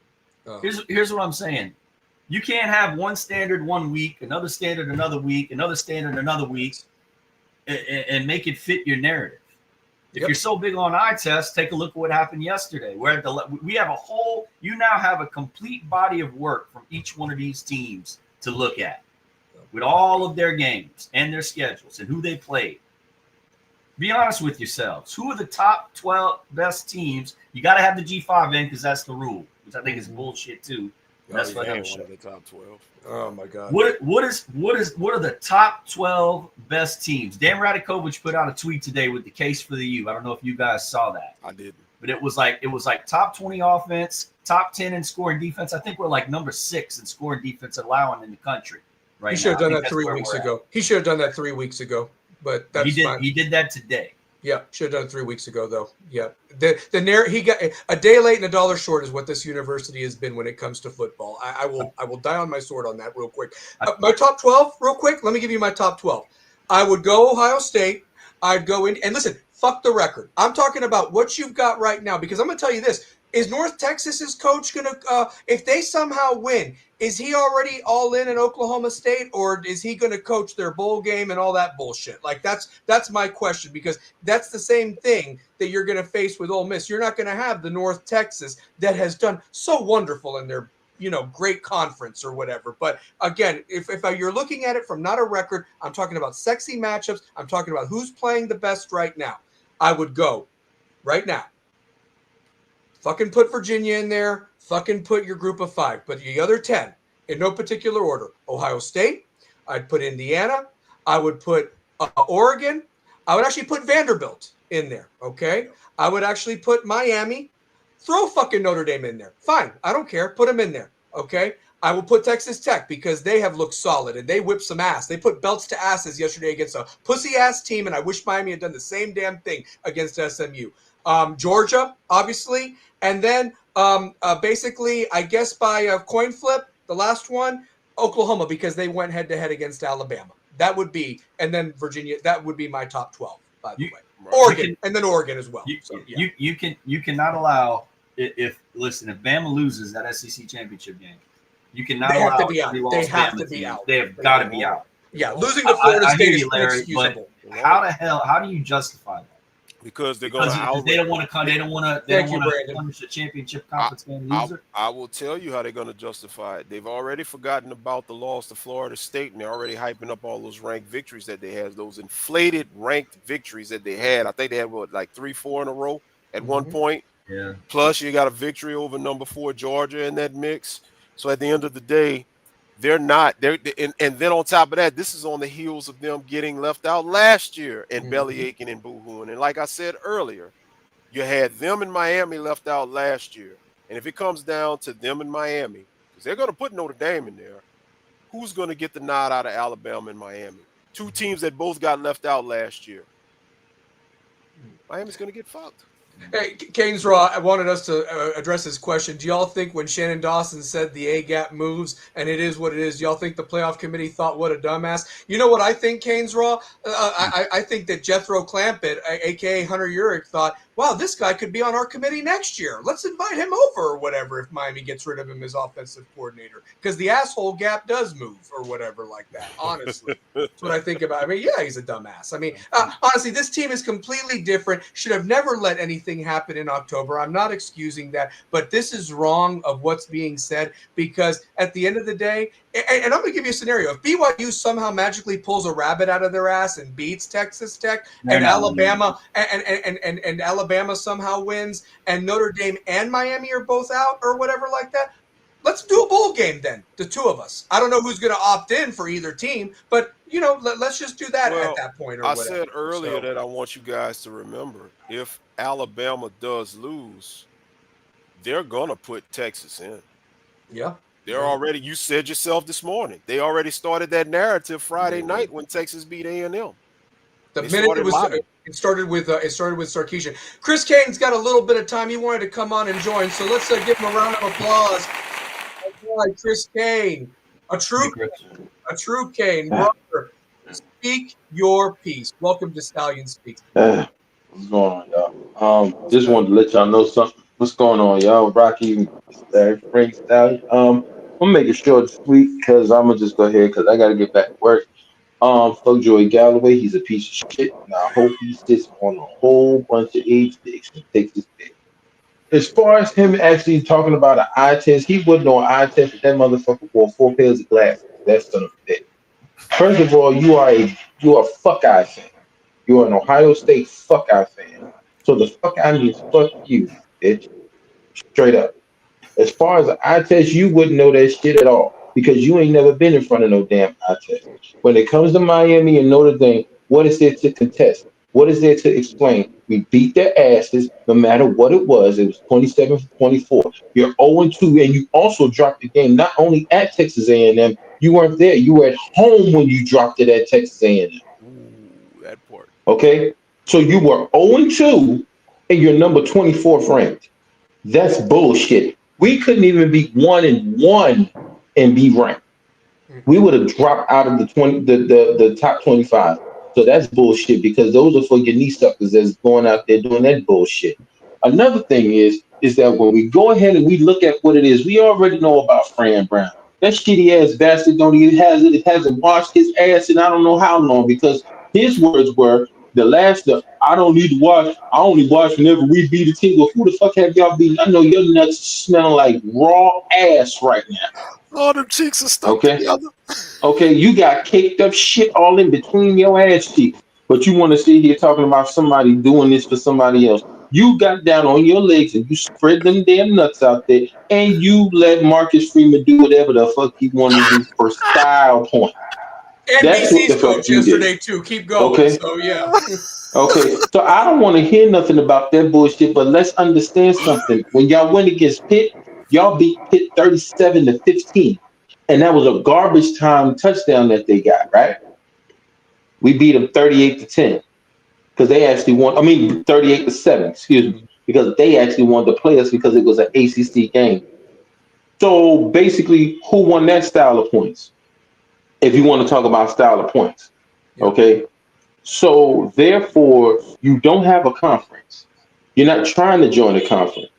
You have these bullshit ass people that you sit up here and you just know how to get on your knees and slap anybody that you want just to get your point across. And the only reason why you were still ranked is because of that deal with NBC. Because your ass is too bitch made to go and join the conference. Let's remember something in 2020. They joined the ACC when in reality we were supposed to go to that ACC championship, but they fucked us over and they let those bitches in, and then they went ahead and fucked over there on ACC and left them high and dry. You see what I'm saying? See, my whole problem is that whenever you do something, do it the right way. But then when you sit here and you want to talk about other people, make sure that your house ain't dirty. Because whenever you sitting here talking shit to other people and you pointing fingers at motherfuckers too, understand there's 3 more being pointed back at your bitch ass. So understand something. I say all that to say,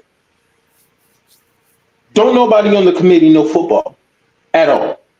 What is there to contest? We beat you head to head. We beat your ass. We went ahead. Yes, we dropped the SMU. Yes, we dropped the Louisville. We did, but at the same time, who did y'all face? We have 4 ranked teams whose asses we've beaten soundly. You're 2-2.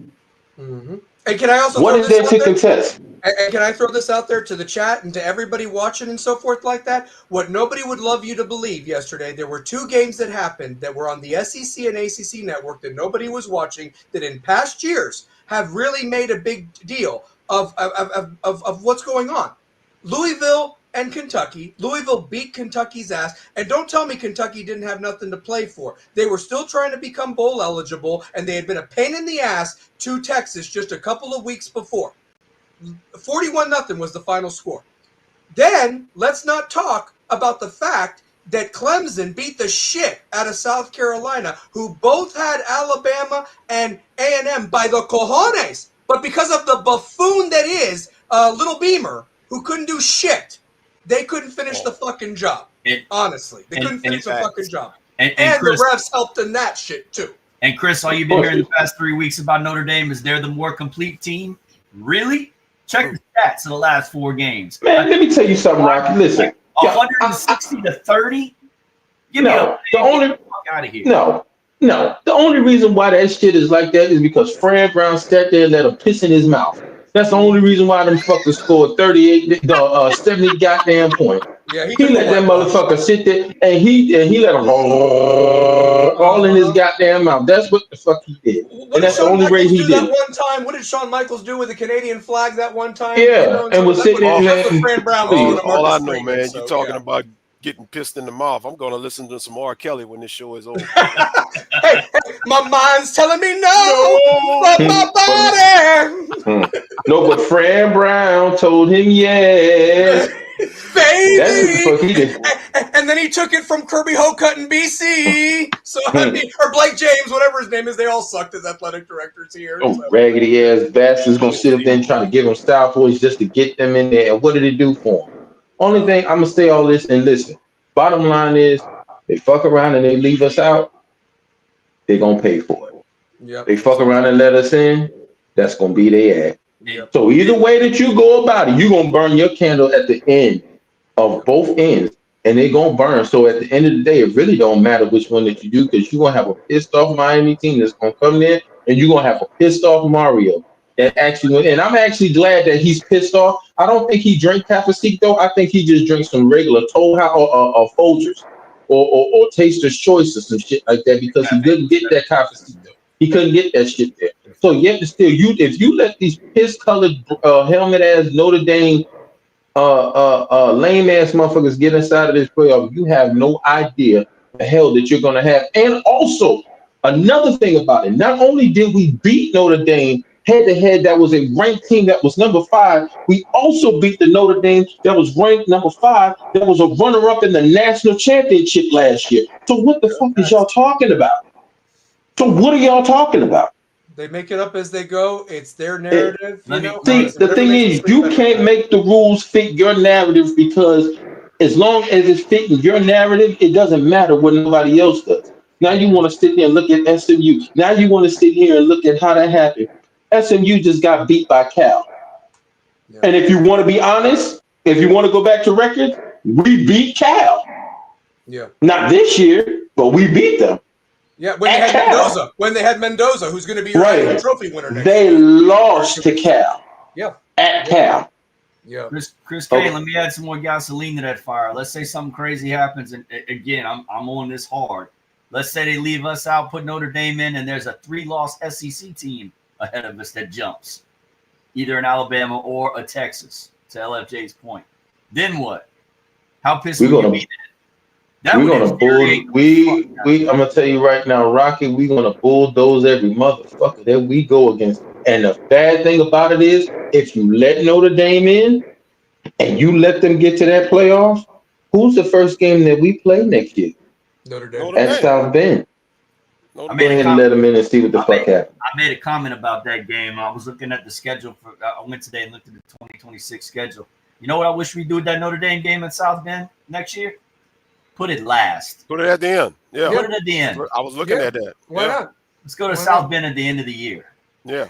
And they should want that. They should want that anyway. The whole 30 degrees, Miami can't play in it. Yeah, exactly. Pretty good yesterday. We looked pretty fucking good yesterday. And like I said, let's settle it on the fucking field again. We'll go there in 3 weeks or whenever the first round is and so forth, and we'll play in 28-degree weather and whip their ass up and down, touchdown Jesus, and that gold tunnel up their ass. I know one day. Look, you cannot sit here. And another thing, I do not understand how the hell a Dookie ass team is 7-5 and going against the University of Vagina Cavaliers. I do not understand that shit. Cavaliers ass, because I want to see it fuck up the ACC. But you know what though? Go ahead and let it happen, because I'm really not really keen on the ACC. That's for the FSU fans that's out there that want to sit here and talk about conference wins, but don't want to talk about national championships. See, we're on here on this panel because we want to sit here. We want the creme de la creme. We don't want no appetizers. We want the whole full platter. We want the national championship, because I'm gonna tell you something now, and I'm gonna get ready to get the fuck off of here. If Joey Galloway gets there and we get in, God forbid, if we go to the national championship and Ohio State is there and they are playing that motherfucker at the Rock, do you know the type of ass whipping that they gonna catch? Mm-hmm. Oh yeah. Do you know? Because we owe them motherfucker. Oh yeah. We owe them big time. And notice he's the one that's the only one pounding his chest not to get Miami in. You have that dick with the taxi cab doors open, Feinbaum still hoping that we get in.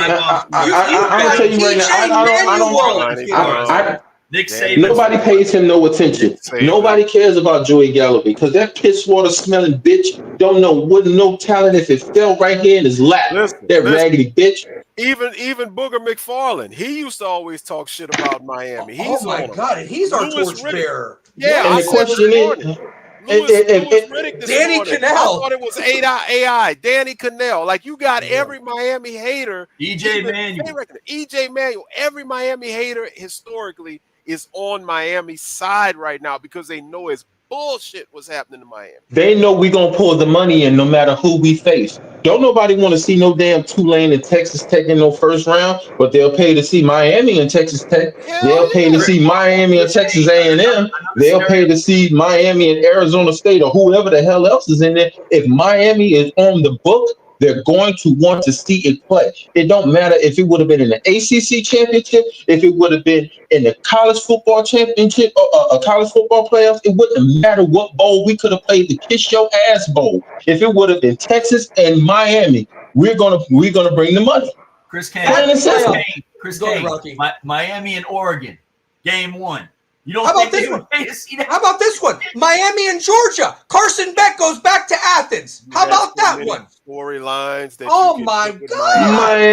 Miami, Oregon.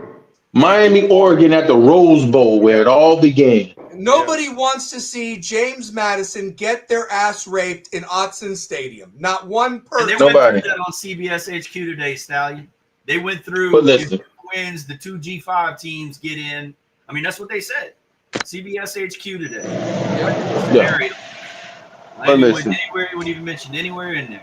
Chris Kane, thank you for bringing the heat, brother. Next week, you got to come on again, brother. You got Yeah, to. you know what? This morning I just got off work. I was supposed to get on the guy because I set my alarm, but I had just worked the overnight shift, and I by the time I got on, y'all was already off. It was an hour past y'all getting off, but I was like, I got to get on Stallion show.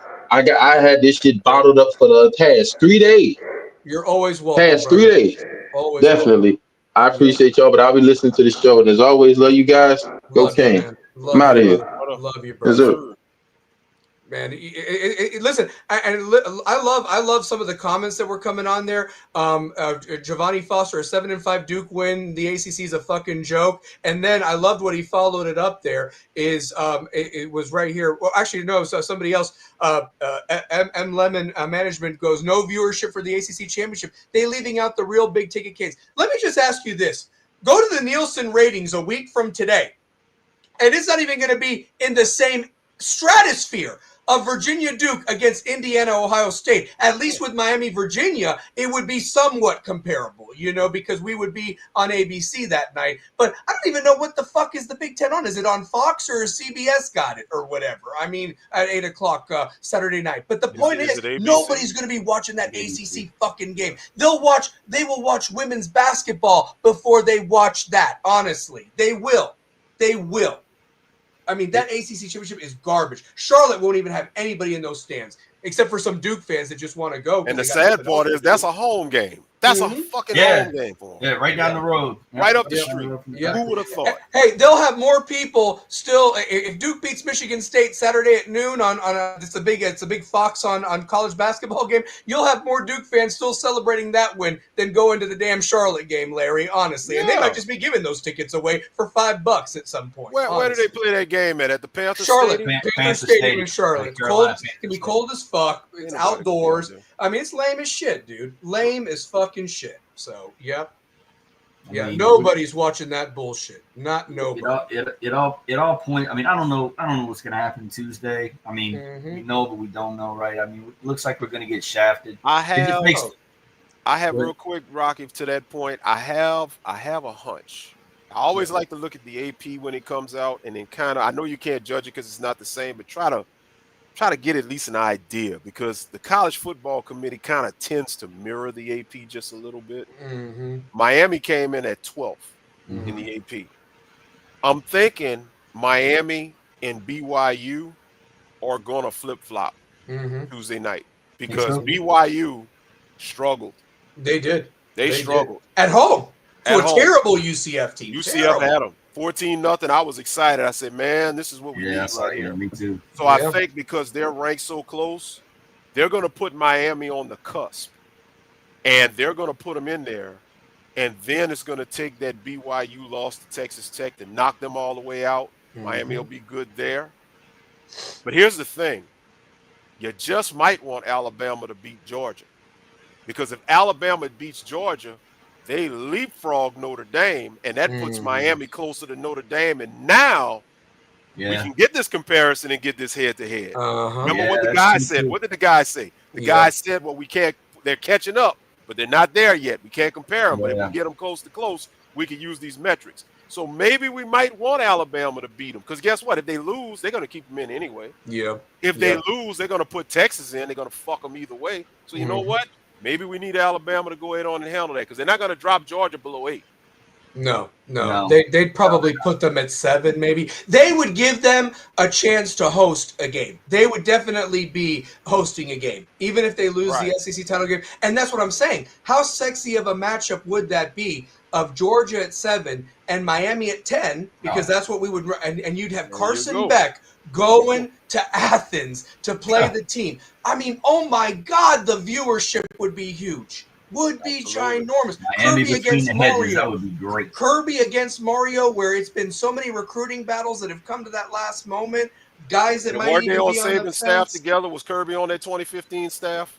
Yes, he was. They were together on that staff. Yes, because that was Kirby's last year before they got rid of Rick. Because Rick came in 16, and then Kirby took over in 16. Okay. Yep. There you go. There you go. And the cupboard was very big. I mean, he left him with 32 seniors, not to mention no Sean Moreno, and they almost knocked off Alabama in that first year. So forth like that. And listen, really if they struggled with Georgia Tech like they did the other night, if Miami gets in there, Miami plays the way they're playing right now, don't be surprised. Can I also? I want to. I kind of teased this a little bit on the U-Talk recap show this morning. And chat box chime in, Larry, Rocky. I'd love your opinion, and anybody else that wants to come on. The link is in the band or is in the chat room. But I wanted to ask this: could the committee want this all to be coming out? Maybe their plan all along was to put Miami in, provided Miami didn't shit the bed, because traditionally Miami had shit the bed. And now Miami's taking care of their business. What if they do put Miami ahead of Notre Dame on Tuesday at this point? It's a possibility. I've thought about that, Stallion. You know, I've gone that way and said, okay, that's why I said we don't really know what's going to happen on Tuesday. What if, let's go the other way with it.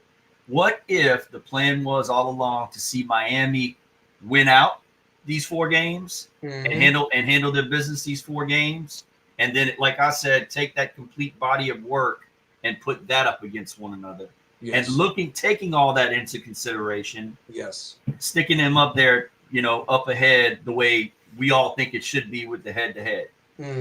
It's a possibility. It's a very big possibility. It's possible.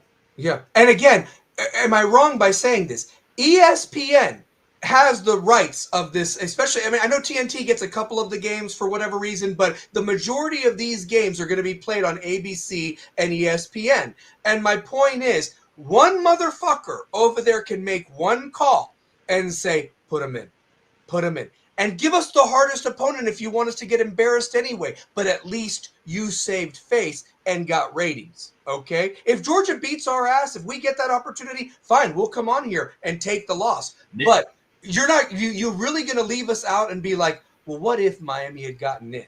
Because I'd take this team to compete better than the team last year. And leave us out for what? JMU?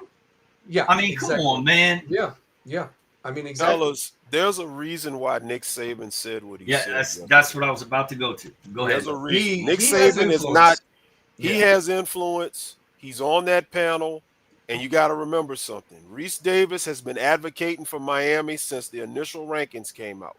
Yep. Nick Saban comes on here yesterday and says what he says.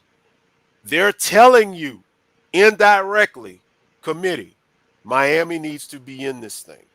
And at the end of the day, I would go so far as to say, if I'm Nick Saban, or rather if I'm ESPN and I have Nick Saban on my panel, Nick Saban is saying this on our network. I think we might want to make a phone call, when the camera stop rolling and say, hey, Jethro Clampett, listen, Hate Miami all you want. They need to be in this thing. Mm-hmm. Jump them, hop them. Mm-hmm. And the thing about it is, at the end of the day, what was the argument for Miami last year being left out? They didn't have the resume, right? Mm-hmm. We got the resume this year. You got it now. You got the same 10-2 record. You didn't have ranked victories last year. You got 4. What happened? The only one you had Florida, and they fell off at the end of the year. You got 4 of them this year. Got the coveted eye test this year. Where you got the eye test this year. You're hot right now. Come on now. And look, and to double down real quick on what LFJ is saying, Stallion, Saban's right. Nobody wants Miami. Nobody wants him. That's why Galloway's thumping his chest the hardest. That's why Galloway's jumping. Listen, and I like what Giovanni put here. Imagine Malachi Tony in the playoffs with this defense. Let me just tell you this, guys. Let me just tell you this. What was missing from last year's tournament, besides the fact that it was, look, you showcase the stars. I'm going to tell you this. This is why I prefer college basketball to college football. The college basketball, they showcase the stars. Whether it was Cooper Flagg, it was the guy from Auburn, Giovanni Broome, the Florida guy that put him on their back, Walker, the point guard. I'm just saying, who are the guys, the players this year? You're going to put Mendoza for Indiana? Fine. Okay. Where is Jeremiah Smith there for Ohio State? But name me the stud for Texas Tech, the defensive guy. If you really know his name, you know his name. But not everybody knows his name. Malachi Tony. Okay. If Jeremiah Love is truly hurt, he got hurt last night in that Stanford game. Well, that's one of Notre Dame's big dogs that's not going to be available for them. That makes them completely different without Jeremiah Love. Honestly. Okay, I mean, Ole Miss has now lost Lane Kiffin. I mean, yes, you've got Chambliss and Lacey, but what do? I mean, are they going to go with Lane, or are they going to wait till afterwards to do the transfer portal? What's the situation with that group? I mean, Gunnar Stockton looked like shit against Georgia Tech, and he's supposed to be the big name for Georgia this year. They all look like shit. That's what I'm Georgia saying. Looked like shit. Bama looked like shit. Who's Alabama's guy? I'm not scared of any of those guys. It was supposed to be Ryan Williams, and then, like you said, Larry, don't think that they may not try to get the Manning name in there just to get that name.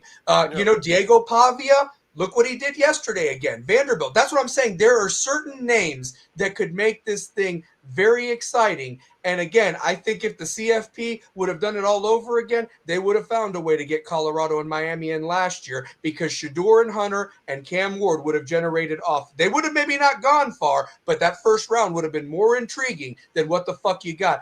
Watching SMU get their shit pushed in by Penn State. Watching Clemson get ass Texas at home and them taking a piss on Howard's Rock. Honestly, that's what happened. The thing to keep in mind, fellas, with Ole Miss, and, you know, the lane developments are still fresh. Everything is just fresh off of, you know, a couple of hours of him, you know, landing here in Baton Rouge.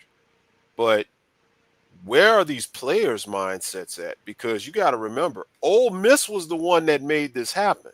Mm-hmm. They can say, see, they dogging the shit out of Lane talking about he ain't loyal, but here, you got to remember something. Lane didn't call LSU. LSU called Lane. Florida didn't, you know, all those schools came calling. And where Ole Miss messed up, when they put that restriction on Lane, like, look, by the Egg Bowl, you better make your decision. I said to myself, you just gave him all the ammo he needs. Yeah, Lane ain't gonna let you. Lane, like I said, leave him alone. If he leaves, he leaves. But you know what? At least be tactful with it. Let him do what he does, and let him finish the job that he's done this year at Ole Miss. No, you want to be a hard ass and getting your feelings because he's entertaining. What person? Any one of us up here gets a financial opportunity that's levels above what we're doing right now. We're at least going to consider it. Mm-hmm. Yeah. You know, they were mad at him just because he was going to consider it.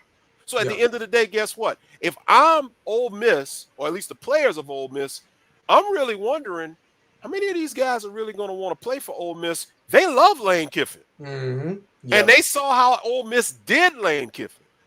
So guess what? How many of these guys are going to, because remember, when a coach leaves, that's an instant transfer. The rule, you can instantly transfer. Yeah, you got. Oh yeah, you got 10 days or something like that. Yeah, something like, because that's what happened with Virginia Tech. Yeah, right. Yeah. So how many of these guys are about to get the U-Haul trucks and head on down here down 55 and catch I-12 and head into Baton Rouge right quick?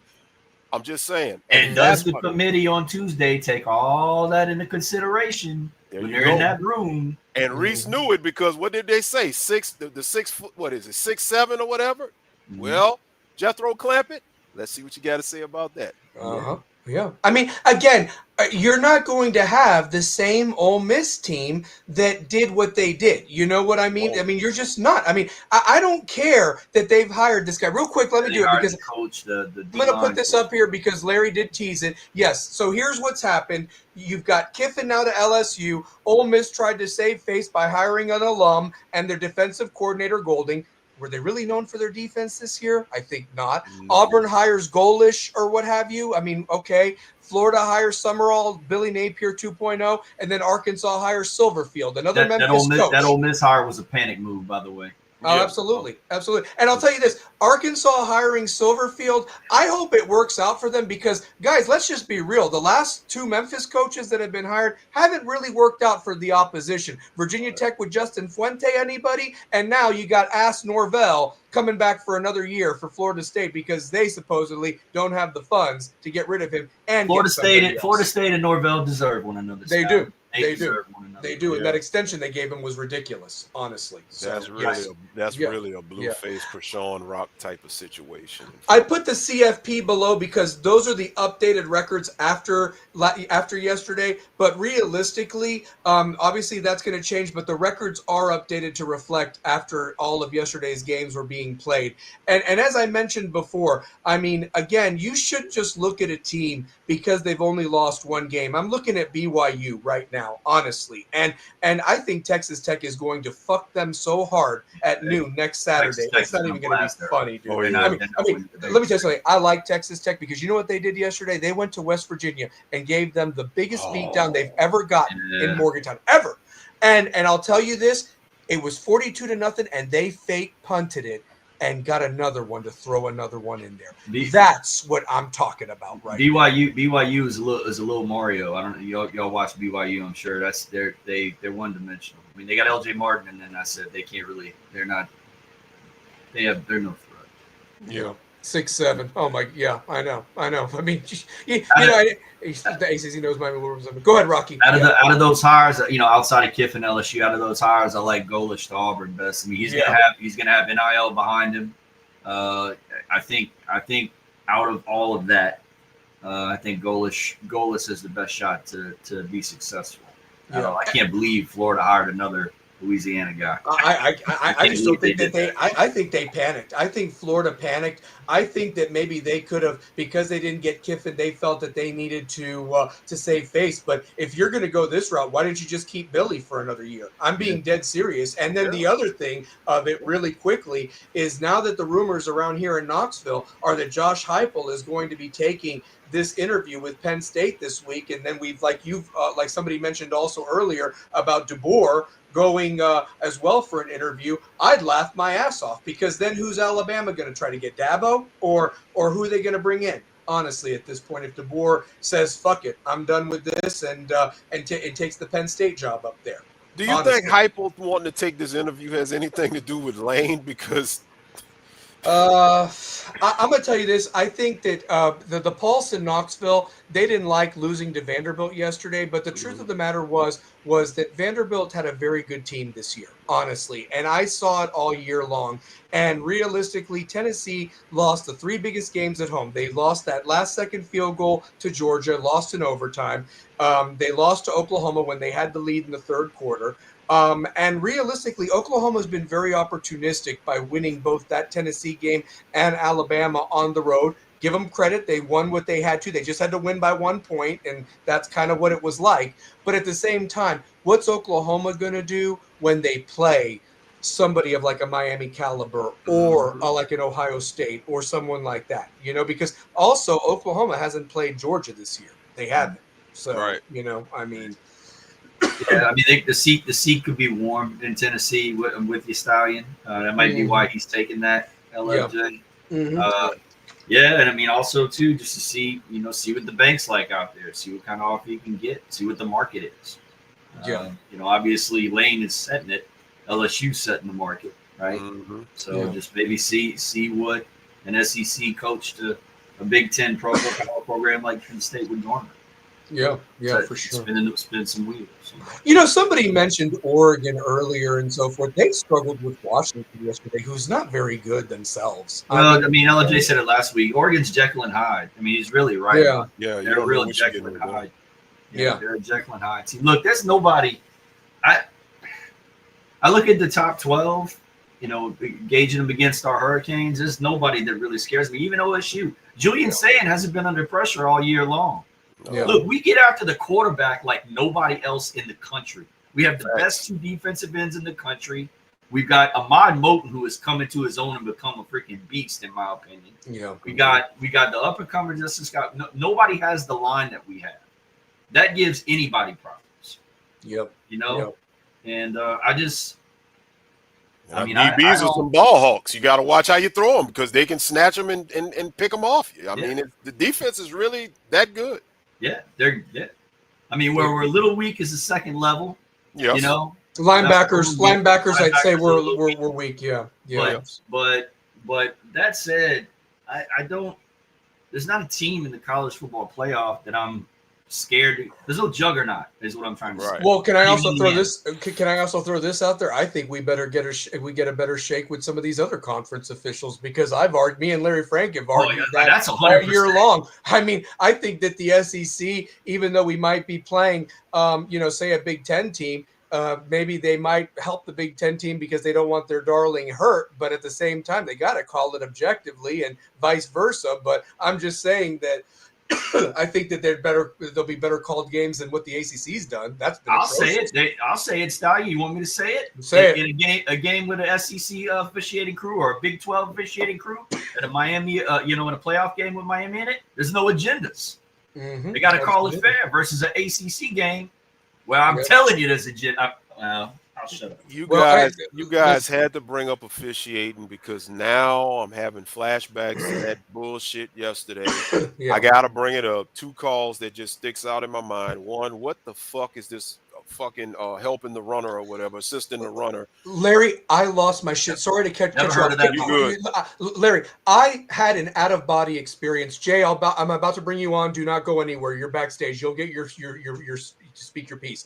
I've never heard a call like that before. It was actually called when the guy was clearly Shamar Brown was already in the end zone. Yes. We're robbing kids of fucking touchdowns. Yeah. I have not seen that called in any game this year. They said it hadn't been seen in 50 years. 50 fucking years. And some guy from the ACC threw it. Honestly. Yes. Can you imagine robbing a kid? Thank God we scored on the next play or the 2 plays later, and it was Shamar Brown. What about the catch that the Pittsburgh player made where they brought you to the ACC headquarters and you heard him talking about it? You heard him. What did he say? What did he say? He's like, he doesn't have control. He doesn't have control. His feet are up off the ground. Then they bring him to the back angle, and he says, "Well, it looks like his feet's on the ground. Okay, we're going to say it's a completed catch. We're going," and everybody runs. I'm like, what the hell? Hey, and I've got a question for you. Did you see how clear the picture was, by the way? Where was that footage for the grainy-ass thing that where the ball hit the ground against Virginia Tech? I was like, wow, they got HD in 1 week. Way to go! Way to go, ACC! Was that Phillips that made that call? What about the first down that they gave, and he was clearly short? Oh, my God. Yeah. I just... Because that honestly propelled their drive. Because if they turn it over, we're going to get at least a field goal out of that shit. Do you know why Mario was so excited and cheered on the sidelines on that last 4th down that we actually did get? Because we got a call. Yeah, that's why he was doing this. Yeah, well, and honestly, not because we stopped them. Because we finally got a call. Hey, Larry, I like to think that we, based on conversations we've had privately, that maybe our shows are influenced and are being paid attention. We did get a little bit of Oregon Mario this past Saturday. We did. We've been talking about it. And it's almost like, bro, you need to let your hair down. I know you don't have much up there, but you need to let your hair down and let these kids eat, man. Like have fun with them. This is supposed to be a fun thing, man. Stallion, Mario, if you're listening and you want to come on and you want to hear some of the opinions of the fans and the people in the stands that are seeing this, and you want to get some not advice, I guess some encouragement, come on out here, man. You don't have to say a word. We'll talk. We'll tell you. I can tell you We this. want you to do great. I've had this conversation with Stallion and Rocky. I'll tell you off camera. I can't really divulge it here in public, but I got confirmation that Mario watches certain shows. I found out that Mario has definitely seen certain shows. I ain't gonna say which shows he's definitely seen. Let's just say he's seen at least one show that I'm on a lot, and I'm gonna leave it at that. And I got confirmation of that shit. So I'm gonna just leave it at Mario, if you're out there, cut it loose, man. Hey, listen. Stop playing this choir boy shit. Well, hey, Larry, real quick, without ruining that story that you told me privately, walked into an office and then left. I mean, that's all it was. And then left. That was it. That was it. That was it. That was it. But so, no, in all honesty, before you move on, yeah. It was told to us that there's a, and I've said this story before for those who maybe haven't heard it, and all colleges have it. There's a PR guy at the university that watches and is aware of every podcast Miami related. Mm-hmm. So yes, all the podcasts, even this one here, it's a newer one. Mm-hmm. If he's not on it, by next season he will be. Big brother's watching. Huh? They're watching. They got people all over watching. So yeah. Well, and the funny thing is, I'm in little old Tennessee, but this show has is going to talk about other sports and just my angry little Italian ass about everything. But I'm just saying that it's like it just so happens Miami's my team, and they're getting gypped right now, honestly. And you know what? If it wasn't Miami, I would be holding the flag for, say, a Texas Tech. I'd even be saying it for Ohio State if they were getting done wrong. That would never happen. It could be any other team that would be in our situation that we're in right now. You're exactly right, Seth. We're getting screwed. Yeah. And I would tell that to them. You're getting hosed, man. You are getting hosed by refs. You're getting hosed by your conference. And it's like, it's too little too late. I mean, thank you, Radakovic, for doing that. But I would have done that the week after you beat Syracuse and said, listen, look, we lost a couple games, but let's not dismiss the body of work. You know, we beat Florida when they still had their coach. We still beat a Florida State team that everybody was sucking off after they beat Alabama, and everybody was draining their nuts. Honestly, everybody was. Hey, how about this? When South Florida beat Florida, everybody was. I thought South Florida was supposed to kick our ass. That game was over before the thunderstorm and the 2-hour delay. Take us down. Fuck you. I mean, honestly. And there was a comment about that today, Stallion. You know, about the Radakovic thing, and one of the comments that was made that I saw on a message board was, well, that's Jim Phillips's place to do that. You know what? No, it's not. If we have to wait on Jim Phillips to do some shit like that, we might as well dig our grave. Jim Phillips's phone call was to help Notre Dame. Well, you know, they're a partial ACC team. We'll take credit for it as he waved his little Notre Dame flag. You know, I mean, yeah, stick that up your ass. I mean, that's a Notre Dame guy in charge of the ACC, guys. It's a Notre Dame guy in charge of the ACC. And you got a fucking guy that never even played football, that played basketball at UNC Greensboro as the communications guy for the ACC. I mean, he's probably touted more the ACC-SEC challenge than he did the fucking ACC championship game before you knew that fucking Duke was getting in there. I mean, fuck you, ACC. Oh, my God. You are awful. Fucking terrible. That's why I say hope Duke, but they deserve Duke to win. They deserve a 7-5 team. Hey, yeah. I know.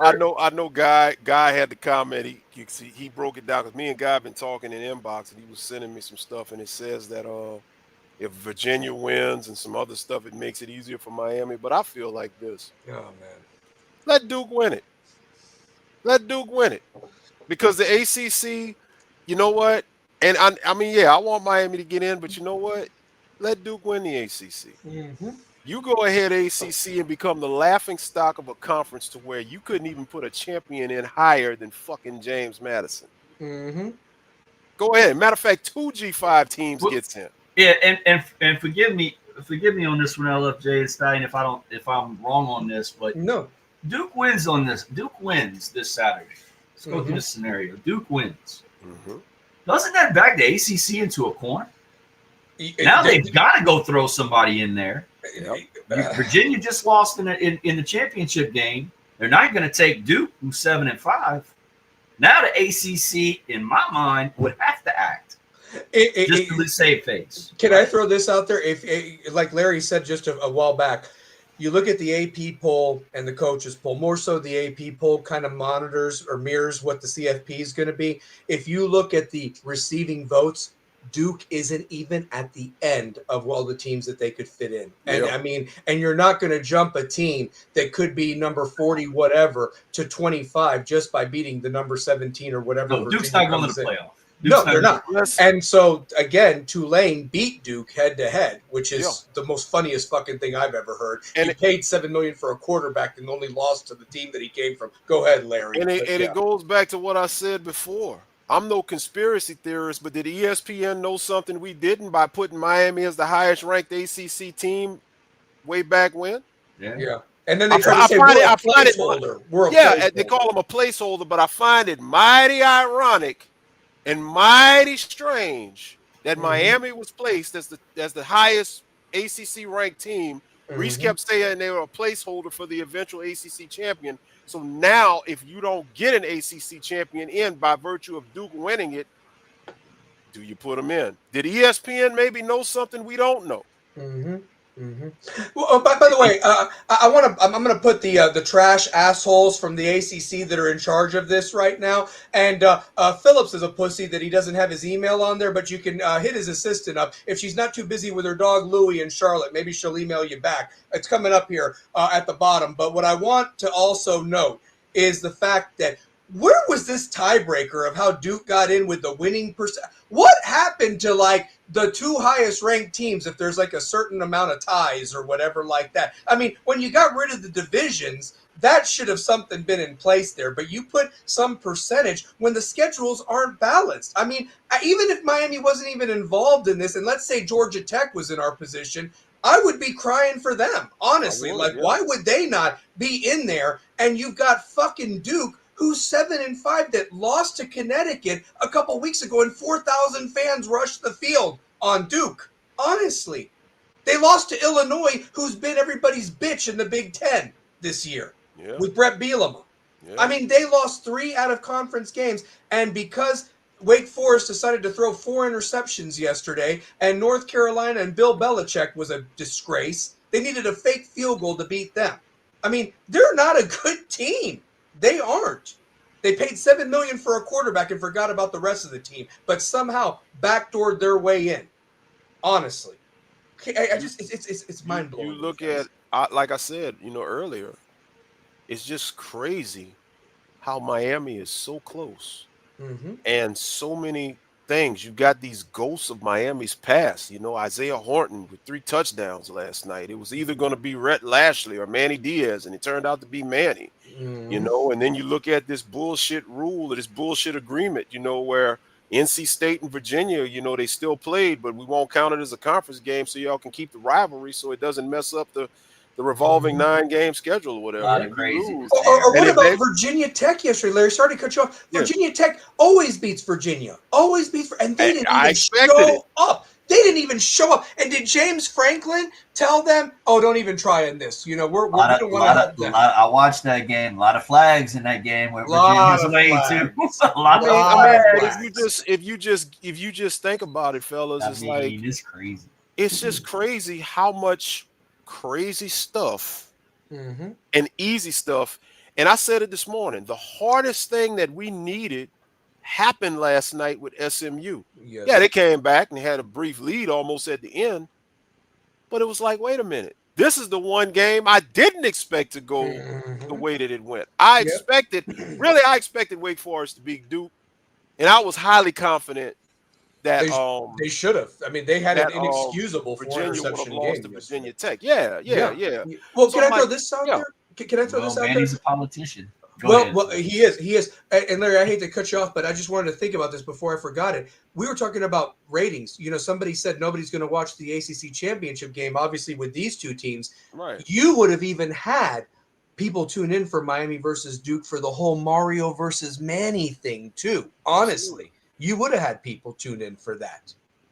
And that's why I said the ACC needs. Sorry, Rock, I'm gonna give it, but that's why I said the ACC needs to go ahead on that tweet that had been circulating that from Gabby Urethra, whatever. I can't never say the name. Urethra, or something like that. I always say urethra. Urethra, yeah. That's what I'm always thinking. But that tweet that came out, the ACC can absolutely trump this whole thing, make a phone call and say, nope, Duke, you're not in. We're putting Miami in because there was no head-to-head. And, yeah, the fifth metric was met, but it's not beneficial to the conference. And if Manny gets pissed, he just gets pissed because Duke will never be a football powerhouse. And can I throw this out there, Rocky? Keep your train of thought. My buddy, I have a couple buddies that are Iron Dukes. That's like their big thing, the donors there and so forth like that. The minute that the field goal went wide right, he said that an email went right to his box for tickets for the Charlotte, that they got precedence right away.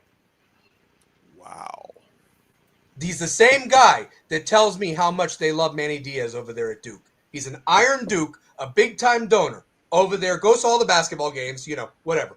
He told me the email was in his inbox by 1:15 in the morning or whenever that fucking game finally ended. That's something else I wanted to mention, but Go ahead, Rocky. No, you got the floor. It's so hard because, at least for me, look, last year we had the most prolific offense in football, in college football. We're probably the best in history, but I was disappointed last year. But last year I knew we didn't have the horses on defense. We were going to get beat if we got anywhere last year. Okay, that's not the case this year. This team has a chance to win it all.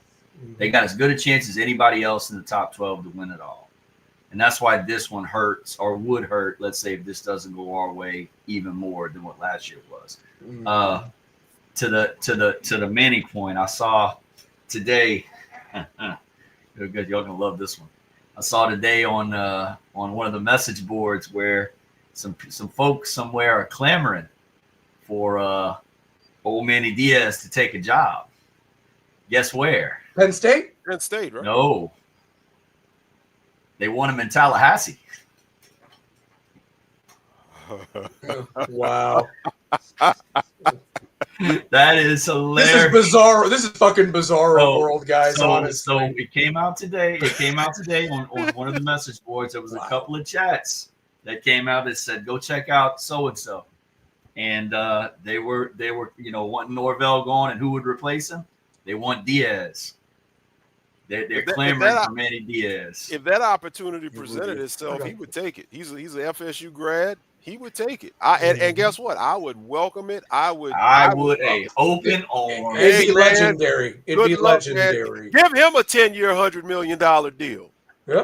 Yep, for sure. I mean, honestly, you did it with Slick Willie, so let's do it again. So, I mean, honestly, so yeah. I also want to throw this out there, guys, because, we're kind of coming up on running up short on time. But the truth of the matter is that it's going to be fire on Tuesday. And I really hope that Jethro Clampett doesn't get up there and say, well, these are going to be the final rankings depending on what happens in the SEC and the Big 12. If BYU and Alabama win, that might push people down.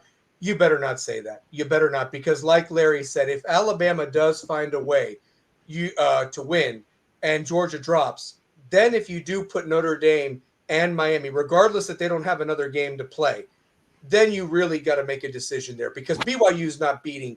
So I don't know. I've been going back and forth because, again, if they put Alabama in there, whatever. But here's the other thing, like what you said, Larry. If Alabama does lose to Georgia, and let's say Georgia wins by 10 points, okay, that's a third loss for Alabama. Alabama and Georgia would have split once in the regular season. But that Florida State loss is ass.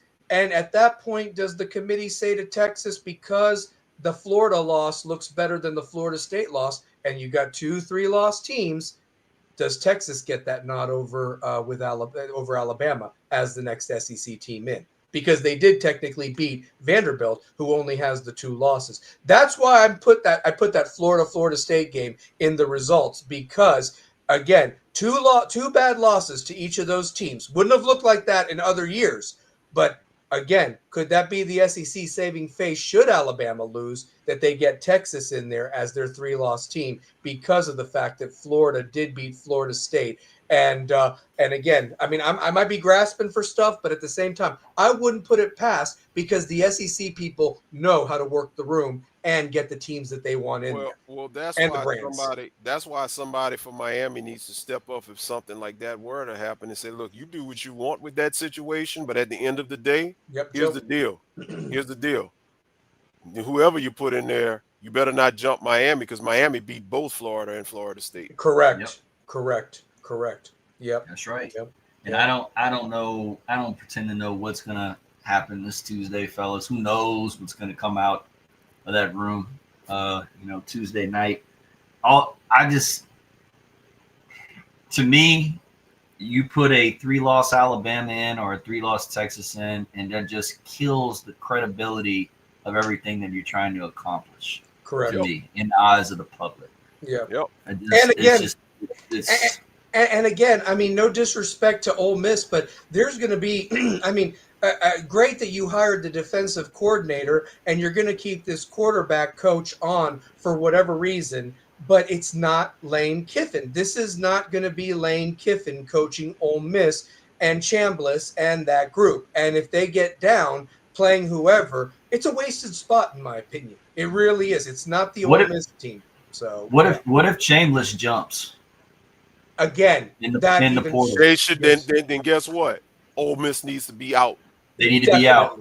Definitely. Because that's the same. That's parallel to the Florida State situation. And it's worse. It's worse because it's the quarterback and the coach and the OC. Yes. And God knows how many other players.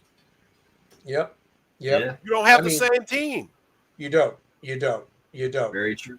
Yes. Yeah. I mean, and at that point, again, it's like you don't see, and thank you for Brandon for bringing it up way earlier. North Texas is allowing the coach to coach in the game, and I guess Oklahoma State's good with it. I guess so, and so forth. But you had Ole Miss try to throw their testicles around, and look what the fuck happened, And again, you're trying to save face for a defense. That wasn't your fucking identity this year. Your identity was outscoring teams. That's what it was. So, yeah. So the irony with all of this real quick, now that the big jobs have been filled, now you've got the middle tier jobs that are open because now you have a South Florida that needs a coach. Now Ole Miss needs a coach. Mm-hmm. Yeah. Facts right here, what Joe said. Ole Miss would be out if they were not in the SEC. Absolutely. Facts. 100%. Absolutely. Facts. Absolutely. Yep. Facts. 100%. So yeah. No, you're right. And again, you don't know what's going to happen with some of these other jobs that still need to be filled. And again, if this comes to be where Tennessee's guy takes the job or DeBoer loses and takes the Penn State job, do you still put Alabama in without DeBoer? Honestly, if that SEC championship is going to tell you what you need to know, because if he loses that one, then he's probably flying to Happy Valley to have a conversation. Correct. I mean, that's going to be very, very intriguing right there. So, yeah. Miami will get the head-to-head 12-4. If Bama or BYU loses, they need to be next to Notre Dame, so they're compared. If that happens, the head-to-head will 100% matter. And Guy, not to be disrespectful, it should matter already. It should matter already. But, yeah, we'll play their game. Let's put them next to each other if they're in that tier, whatever that bullshit was that asshole said. Can't wait to see that stupid ass interview when he comes on ESPN. Well, since the metric has changed and 4 quarters was divided by the 2 and moved over to the 5, and we had to regroup and reorganize the shuffle because of the way, it's mind-numbing to listen to that guy on TV. I'll say this real quick. You know what I wish would happen for this college football ranking show? Yeah. Why not have Saban on the panel just one weekend? Let Saban talk to him. I bet you won't run that bullshit on Nick Saban. It really should be. I mean, I don't understand why Kirk's not even on there. It's not like he calls basketball. You know what I mean? Like Reese finds his way there. Booger's there. Joey's there. Who's the fourth guy? It's not McShay. It's what's his fucking name? Mac is the quarterback from Bama. McElroy. Is it McElroy? Yeah. But what I'm saying is, it's like that's like the B team. I mean, you need Reese there.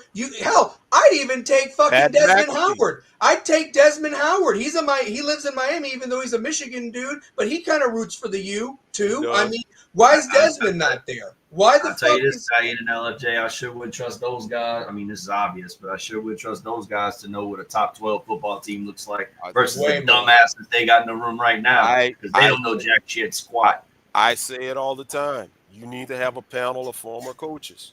Mm-hmm. I think if you had a panel and you had, say, Nick Saban, you had Urban Meyer, hell, even though he's a village idiot, I'd go with Les Miles. Mm-hmm. You know, I'd throw in. I mean, let me think about that for a minute. Gene Chisholm. Hey, you want to know something? I'll throw somebody else in here for one night only. Bring back Coach Corso. As just see what Coach has to say about it real quick, because the filter's off. Apparently I read something really sad that he really has kind of deteriorated. He misses it, and that's what kept him alive. And if anything, they could have done a segment from his, like what they did the COVID year, where in his backyard and threw some mascots back there and some stuff, and just have him do some picks or whatever like that. I would do like a Barry Switzer, a Frank Beamer.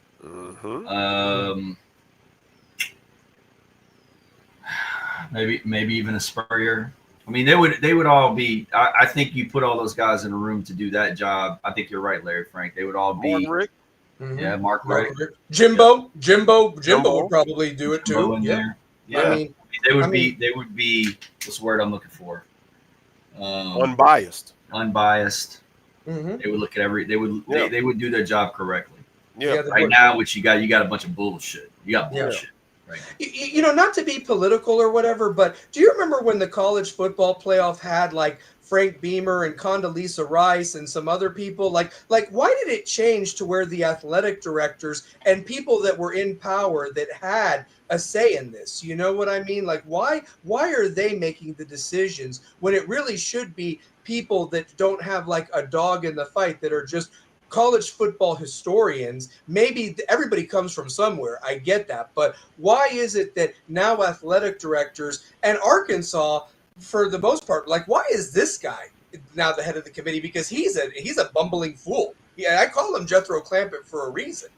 So I don't know. LFJ, do you know why that all switched up? I have no idea why it switched up.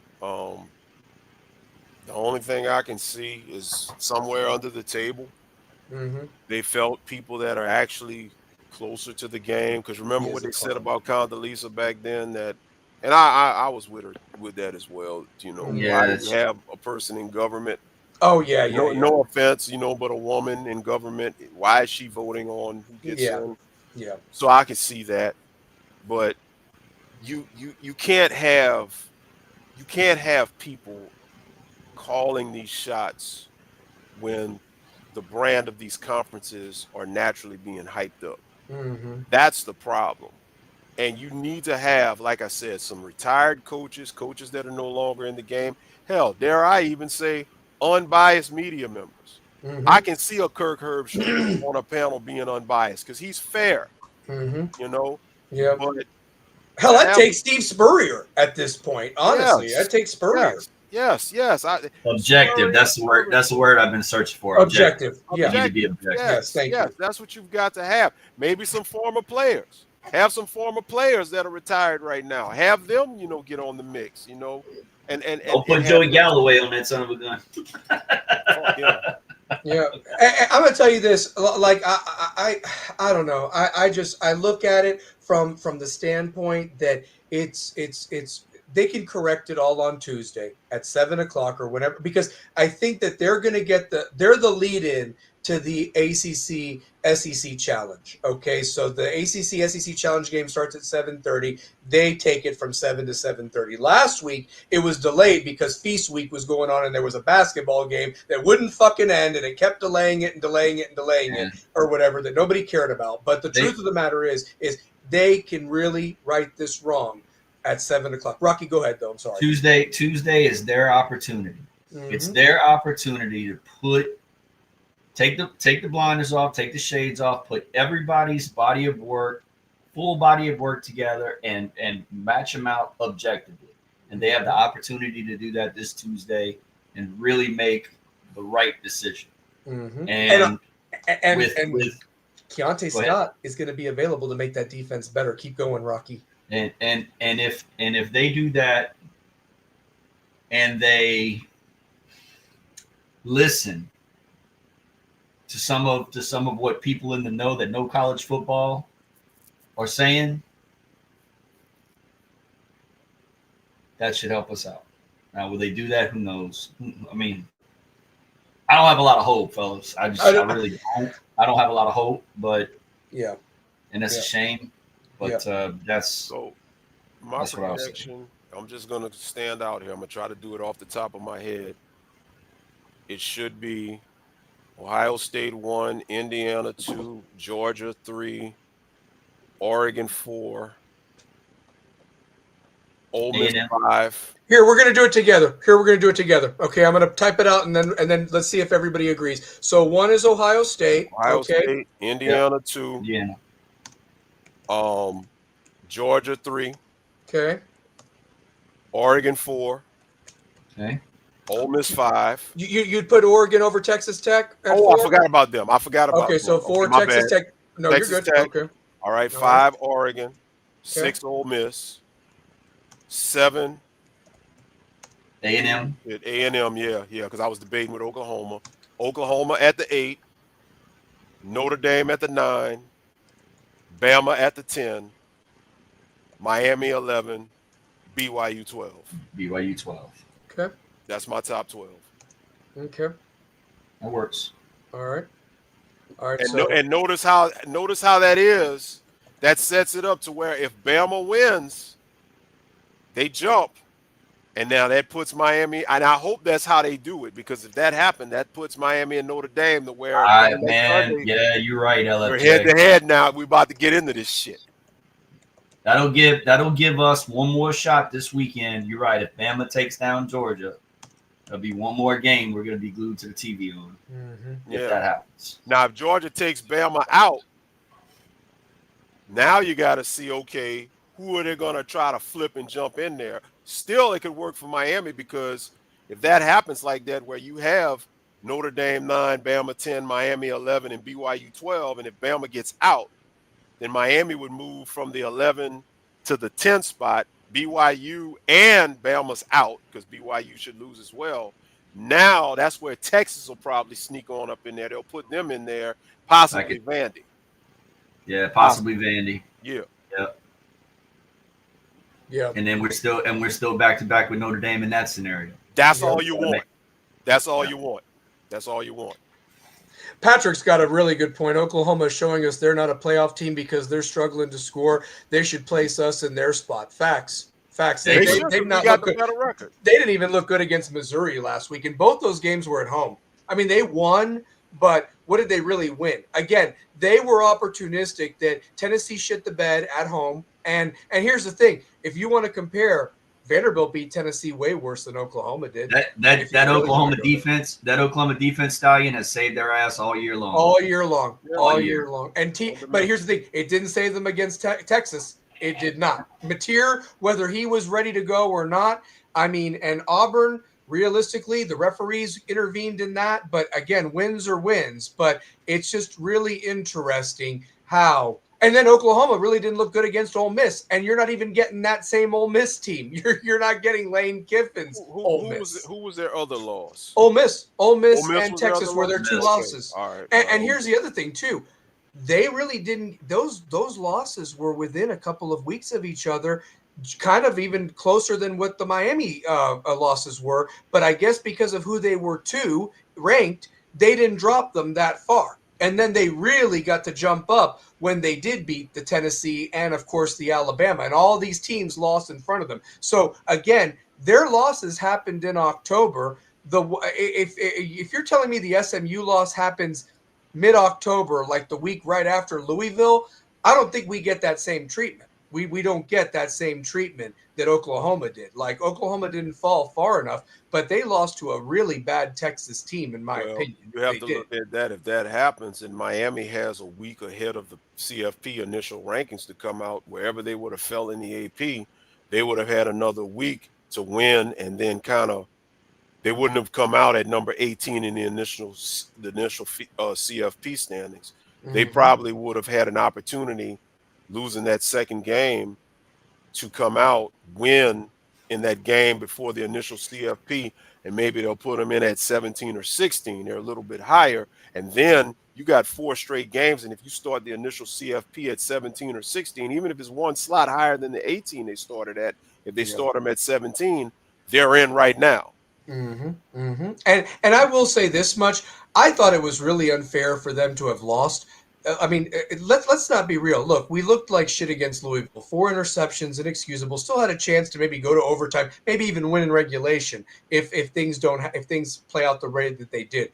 But that Louisville team really was not a bad team at that point. They had lost a heartbreaker to Virginia 2 weeks before, and realistically, they lost in overtime. And it was only 3-point loss. They lost those last couple games at the end of the year, Stallion, because they were decimated by. They were decimated. Isaac Brown was out, and Chris Bell was hurt. I mean, they were decimated. And that's my whole point. And that's why I wanted to highlight Giovanni's comment right here. They need to look at every team's resume and look at the quality wins each team had. Because again, if you're going to reward Texas or somebody like that for beating a Kentucky, or you're going to reward A&M even, as well as Alabama, that they escaped a tough one against South Carolina. An ass Clemson team handled them like easily yesterday. You need to look at we keep saying, who did you lose to? You need to look at who you beat. Who you beat? Yep. Yes. Who did you beat? Yep. Who are your W's? Compare those W's to the other W's and see what's what. We come out on top on that. Oh, absolutely. I mean, the four ranked wins should be enough. And the fact is that you just beat the same Pitt team, same scenario, noon game at their house, and you dominated them probably, I think, more effectively than Notre Dame did. In my opinion. Sir. And Stallion, anything else to me is 2 + 2 = 5. That's it. That's it. So yeah, I mean, again, guys, we'll see how it plays out. I will tell you this: Larry and me talked off camera, and Larry, if I'm wrong, please correct me. I do not believe you guys are going to do a recap U-Talk show because, of course, there's not a game, and of course, we want to see how the rankings all play out and so forth on Sunday when the final things are done. But we will be back next Sunday night at 8:00 here. We will be back, but here's the thing. I talked with Devin earlier. And okay. Again, I didn't want to be wrong. No, you're good. You're good. What we're trying to do is we're working on something to where we can try to go live during the rankings and the bowl announcements next week. So it's a possibility we may be on and simultaneously watch everything unfold as it happens. That's possible, but we don't know just yet. If that doesn't happen, then we've already confirmed the recap. It's no recap, but our show on Sunday is going to be a couple of hours later after the rankings come out to discuss the playoff fate, So we're going to have that. It'll be a little bit later in the afternoon. I think the ranking show is from noon to 3. Yes. Yes. Yeah. So I told D, I said, okay, well, that's 11 to 2 my time. So I said, okay, let's set a show for 3:30 Eastern, 2:30 my time. So if we can't live stream it as it happens, recap show will be 2:30. So it'll be a couple hours later, but we'll have it. Same thing, an hour and a half, and then we can take it from there, take a little bit of break, and then we can come here and discuss it some more. So either way. Yeah, great point there. John Mateer had 3 interceptions to LSU. He can't move the ball. Facts. Right. Facts. Right. Real quick, before we do my favorite segment, Idiot of the Week, and end the show, I do want to say this real quick, Larry. Yeah, what we will do, we'll definitely, we plan to be on at 8:00. Stallion Speaks next week. And by then, if by some chance Miami is left out, we should know who the bowl opponent is and all that garbage if we want to talk about it, and what some of the bowl matchups will be, what the first round playoff matchups. Hopefully we're talking about good stuff. Fingers crossed, but again, we'll get a better sense of it Tuesday, and we'll definitely know more come midnight Saturday night. You know what I mean? Before they even go live 12 hours later. But let's go idiot of the week. Rocky, do you have an idiot of the week this week? So yeah, I do, and I'm stealing your thunder. Mike Tomlin. Mike Tomlin's my idiot of the week. That old bug-eyed loser, piece of junk trash. Because I want Larry Frank to come up with a different guy this time. So I'm taking Mike Tomlin as the idiot of the week. Oh, you motherfucker! I'm undercutting your ass. Oh, well, hey, I forgot about this Wednesday signing day. Yeah. Damn, it is early this year. So, yeah, that'll be good. We can talk a little bit about that, too. Thank you, Patrick. Shout out. So, Mike Tomlin's my idiot of the week. Go, LFJ. My idiot of the week is that asshole that was live on scene yesterday with Lane Kiffin and all of that, waiting for him to make a decision. Who, Marty Smith or whatever? Yeah, whatever his name was. That asshole last night, man. And it's like you up here trying to get an answer from Lane, and I think he said he even texted him or whatever, and Lane never answered him. And I'm like, go home, motherfucker. Go home. You're not getting the answer tonight, you dumbass. So I mean, that's my idiot of the week. My co-idiot of the week is obviously going to be the Ole Miss people. Because guess what? You forced Lane Kiffin to leave, and my thing was, I don't know, Rocky, if you saw it, but when the plane was leaving, they had a whole bunch of Ole Miss fans that were giving him the finger as he was going up in the sky. Yeah, so yeah. They even said there was one guy that had his phone, and it's probably the same clip. He goes, "Is that Charlie Weiss?" Yeah, fuck you, Charlie. They were getting them all. They were all coming in different Escalades, being shown to the plane. It was so good. So, oh my God. So Can I add something, Stallion? Always, man. It's always. There's idiots. My pedestal of the week goes to the Carolina Panthers for taking down the Los Angeles Rams today and putting the Bears #1 seed in the NFC. That's my pedestal of the week. So. Won me a fantasy game, by the way, that defense. So, but real quick, my idiot of the week is the ACC commissioner and all the brass in charge. You guys really need to get your fucking shit together. And again, if you send the Italian asshole referee or that other guy that doesn't like us, I don't know which crew really does like us, but I cringe. I'll take Ron Cherry, giving him the business, back again at this point. And I never thought I'd say that day. I'd never say that. But the truth of the matter is, you're garbage. This conference doesn't really deserve a fucking team in at this point. The way the tiebreakers were held, the way the schedules were made, making your brands go to certain places. Again, if you love SMU so much, why send them to Cal the last game of the year if they were going to be one of your darlings at the beginning of the year? Same, again, you can't get out of those rivalry games like the Florida State's, Clemson, South Carolina. Fuck that. What I'm talking about is sending Miami up to Pittsburgh in the cold. Again, you need to really have a talk with yourselves in the offseason if you really want to win. We already know the answer to that, but if you really want to save face and give a shit about football and not have everybody do a fucking mass exodus while you hold them by their nuts, you should do them right with proper refereeing, better bowl deals, and a better voice to influence the committee to get you more than one fucking team in there if your team stumbles once in a while because of your ridiculous scheduling and when you position bye weeks. You guys are all idiots. You're fucking morons, and you deserve for what happens on Saturday or Sunday that you don't get any fucking team in there. But again, I want Miami in there, not for you, but because those kids busted their asses and could have folded like anybody else, like past Miami teams have been notorious for. But you know what? They bonded together. They look like they're having fun. And I'm telling you this, whether you love Miami or you hate Miami, secretly, we are the Joker to the Batman, and everybody loves the villain, and embrace it. And I'm going to tell you this, the ratings would be seen through the roof if you get this Miami team in there. And they should let them play it out on the field. Let them finish their story. Sure, they lost to fucking whatever. But you know what? Let's have them play your big boys. And if they beat each of your big boys and they're the ones holding the trophy at the end, ain't nobody going to give a fuck about losing to SMU or Louisville. No, I ain't. Amen. No, That's it. So, guys, great show as always. I want to thank everybody that came on, everybody that supported us. Again, hit that like and subscribe button. punch. Share the show.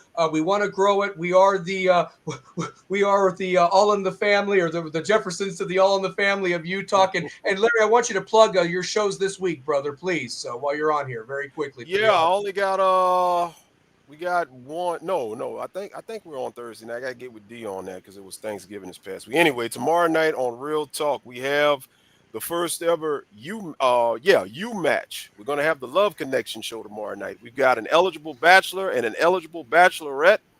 They've reached out. Myself and Shy, we're gonna kind of like the old Love Connection show. I'm gonna ask some questions, she's gonna ask some questions, and we're gonna flip flop and ask 2 more questions, and we're going to see if we have some chemistry and see if we can make matches. Absolutely, man. We're trying to add to the dynamic of that. And I got to confirm with D, but I'm pretty sure we're going to have a Thursday night show. We'll be talking, I guess, some more about this situation and everything that's the fallout. And it just dawned on me. I just thought about it. I'm going out of town Wednesday. I forgot. My wife booked us to go out of town, so I may not be on next week. Now that I think about it, because we may be coming back on Sunday, so I got to get with her on that. But for sure tomorrow night, tune in to U Match. We're gonna see if we can make a love connection. You want to straighten out the college football playoff committee? Let's send Shy and LV's butt over there. They'll still straighten them out. Right. Man. Jethro Clampett wouldn't have nothing to say. He'd have his tongue up his ass like I did last Monday when I got my ass whipped. But no, I'm going to be honest with you real quick. Tune in to Rebels with a Cause this Wednesday night. Myself, Two-Pair Tate, the coach Shane O'Mac, and the big game Kerry Reeves. We'll break down that playoff and also preview these conference games, talk a little college basketball. That show airs at 9:30 on Wednesday night, so definitely lock on here, and you'll get notification if you subscribe. So definitely check us out. Real quick about the Love Connection tomorrow. I think that they'll be on a good footing if they can agree that 6'9" is way better than 6'7". So just remember that, baby. So, but listen, for Rocky, for Larry Frank, for the audience, and everybody. Hold up, Stallion, real quick. Can you highlight? I see we got a Notre Dame fan in here running. Oh, do we? Oh, I've been missing. Notre Dame. Here. Yeah. Oh, you know what? Real quick. I want to give Chris Kane his ass wipe of the year is Joey Galloway. So, yep, absolutely. So, yeah, the ghost of Judah Tribe 6564, go Irish. Yeah, whatever. Miami doesn't deserve to be in it. Neither do you. Larry Frank, the Hurricanes suck, bro. Well, you know what? Come on the show. We'd love to talk to you. Wait a minute. Wait. When you lose to Florida, bro. We didn't lose to Florida, man. Y'all are so fucked up. Y'all don't even know who we played, man. Listen, this is why I don't even entertain loser motherfuckers like this or whatever. Yeah. Typical Notre Dame fan. Hey, listen. Here's your Our Fathers. Here's your Hail Marys, and I can say that because I'm Catholic or whatever. We whipped your ass. We'd whip your ass again, and we'll butt fuck you in South Bend, Indiana. Go fuck yourself. And 1988 was a long time ago, motherfucker. Line it up tomorrow. Take them back so we can take their ass down. That's what I say to that, man. Hey, we out, baby. Let's go. Stallion speaks.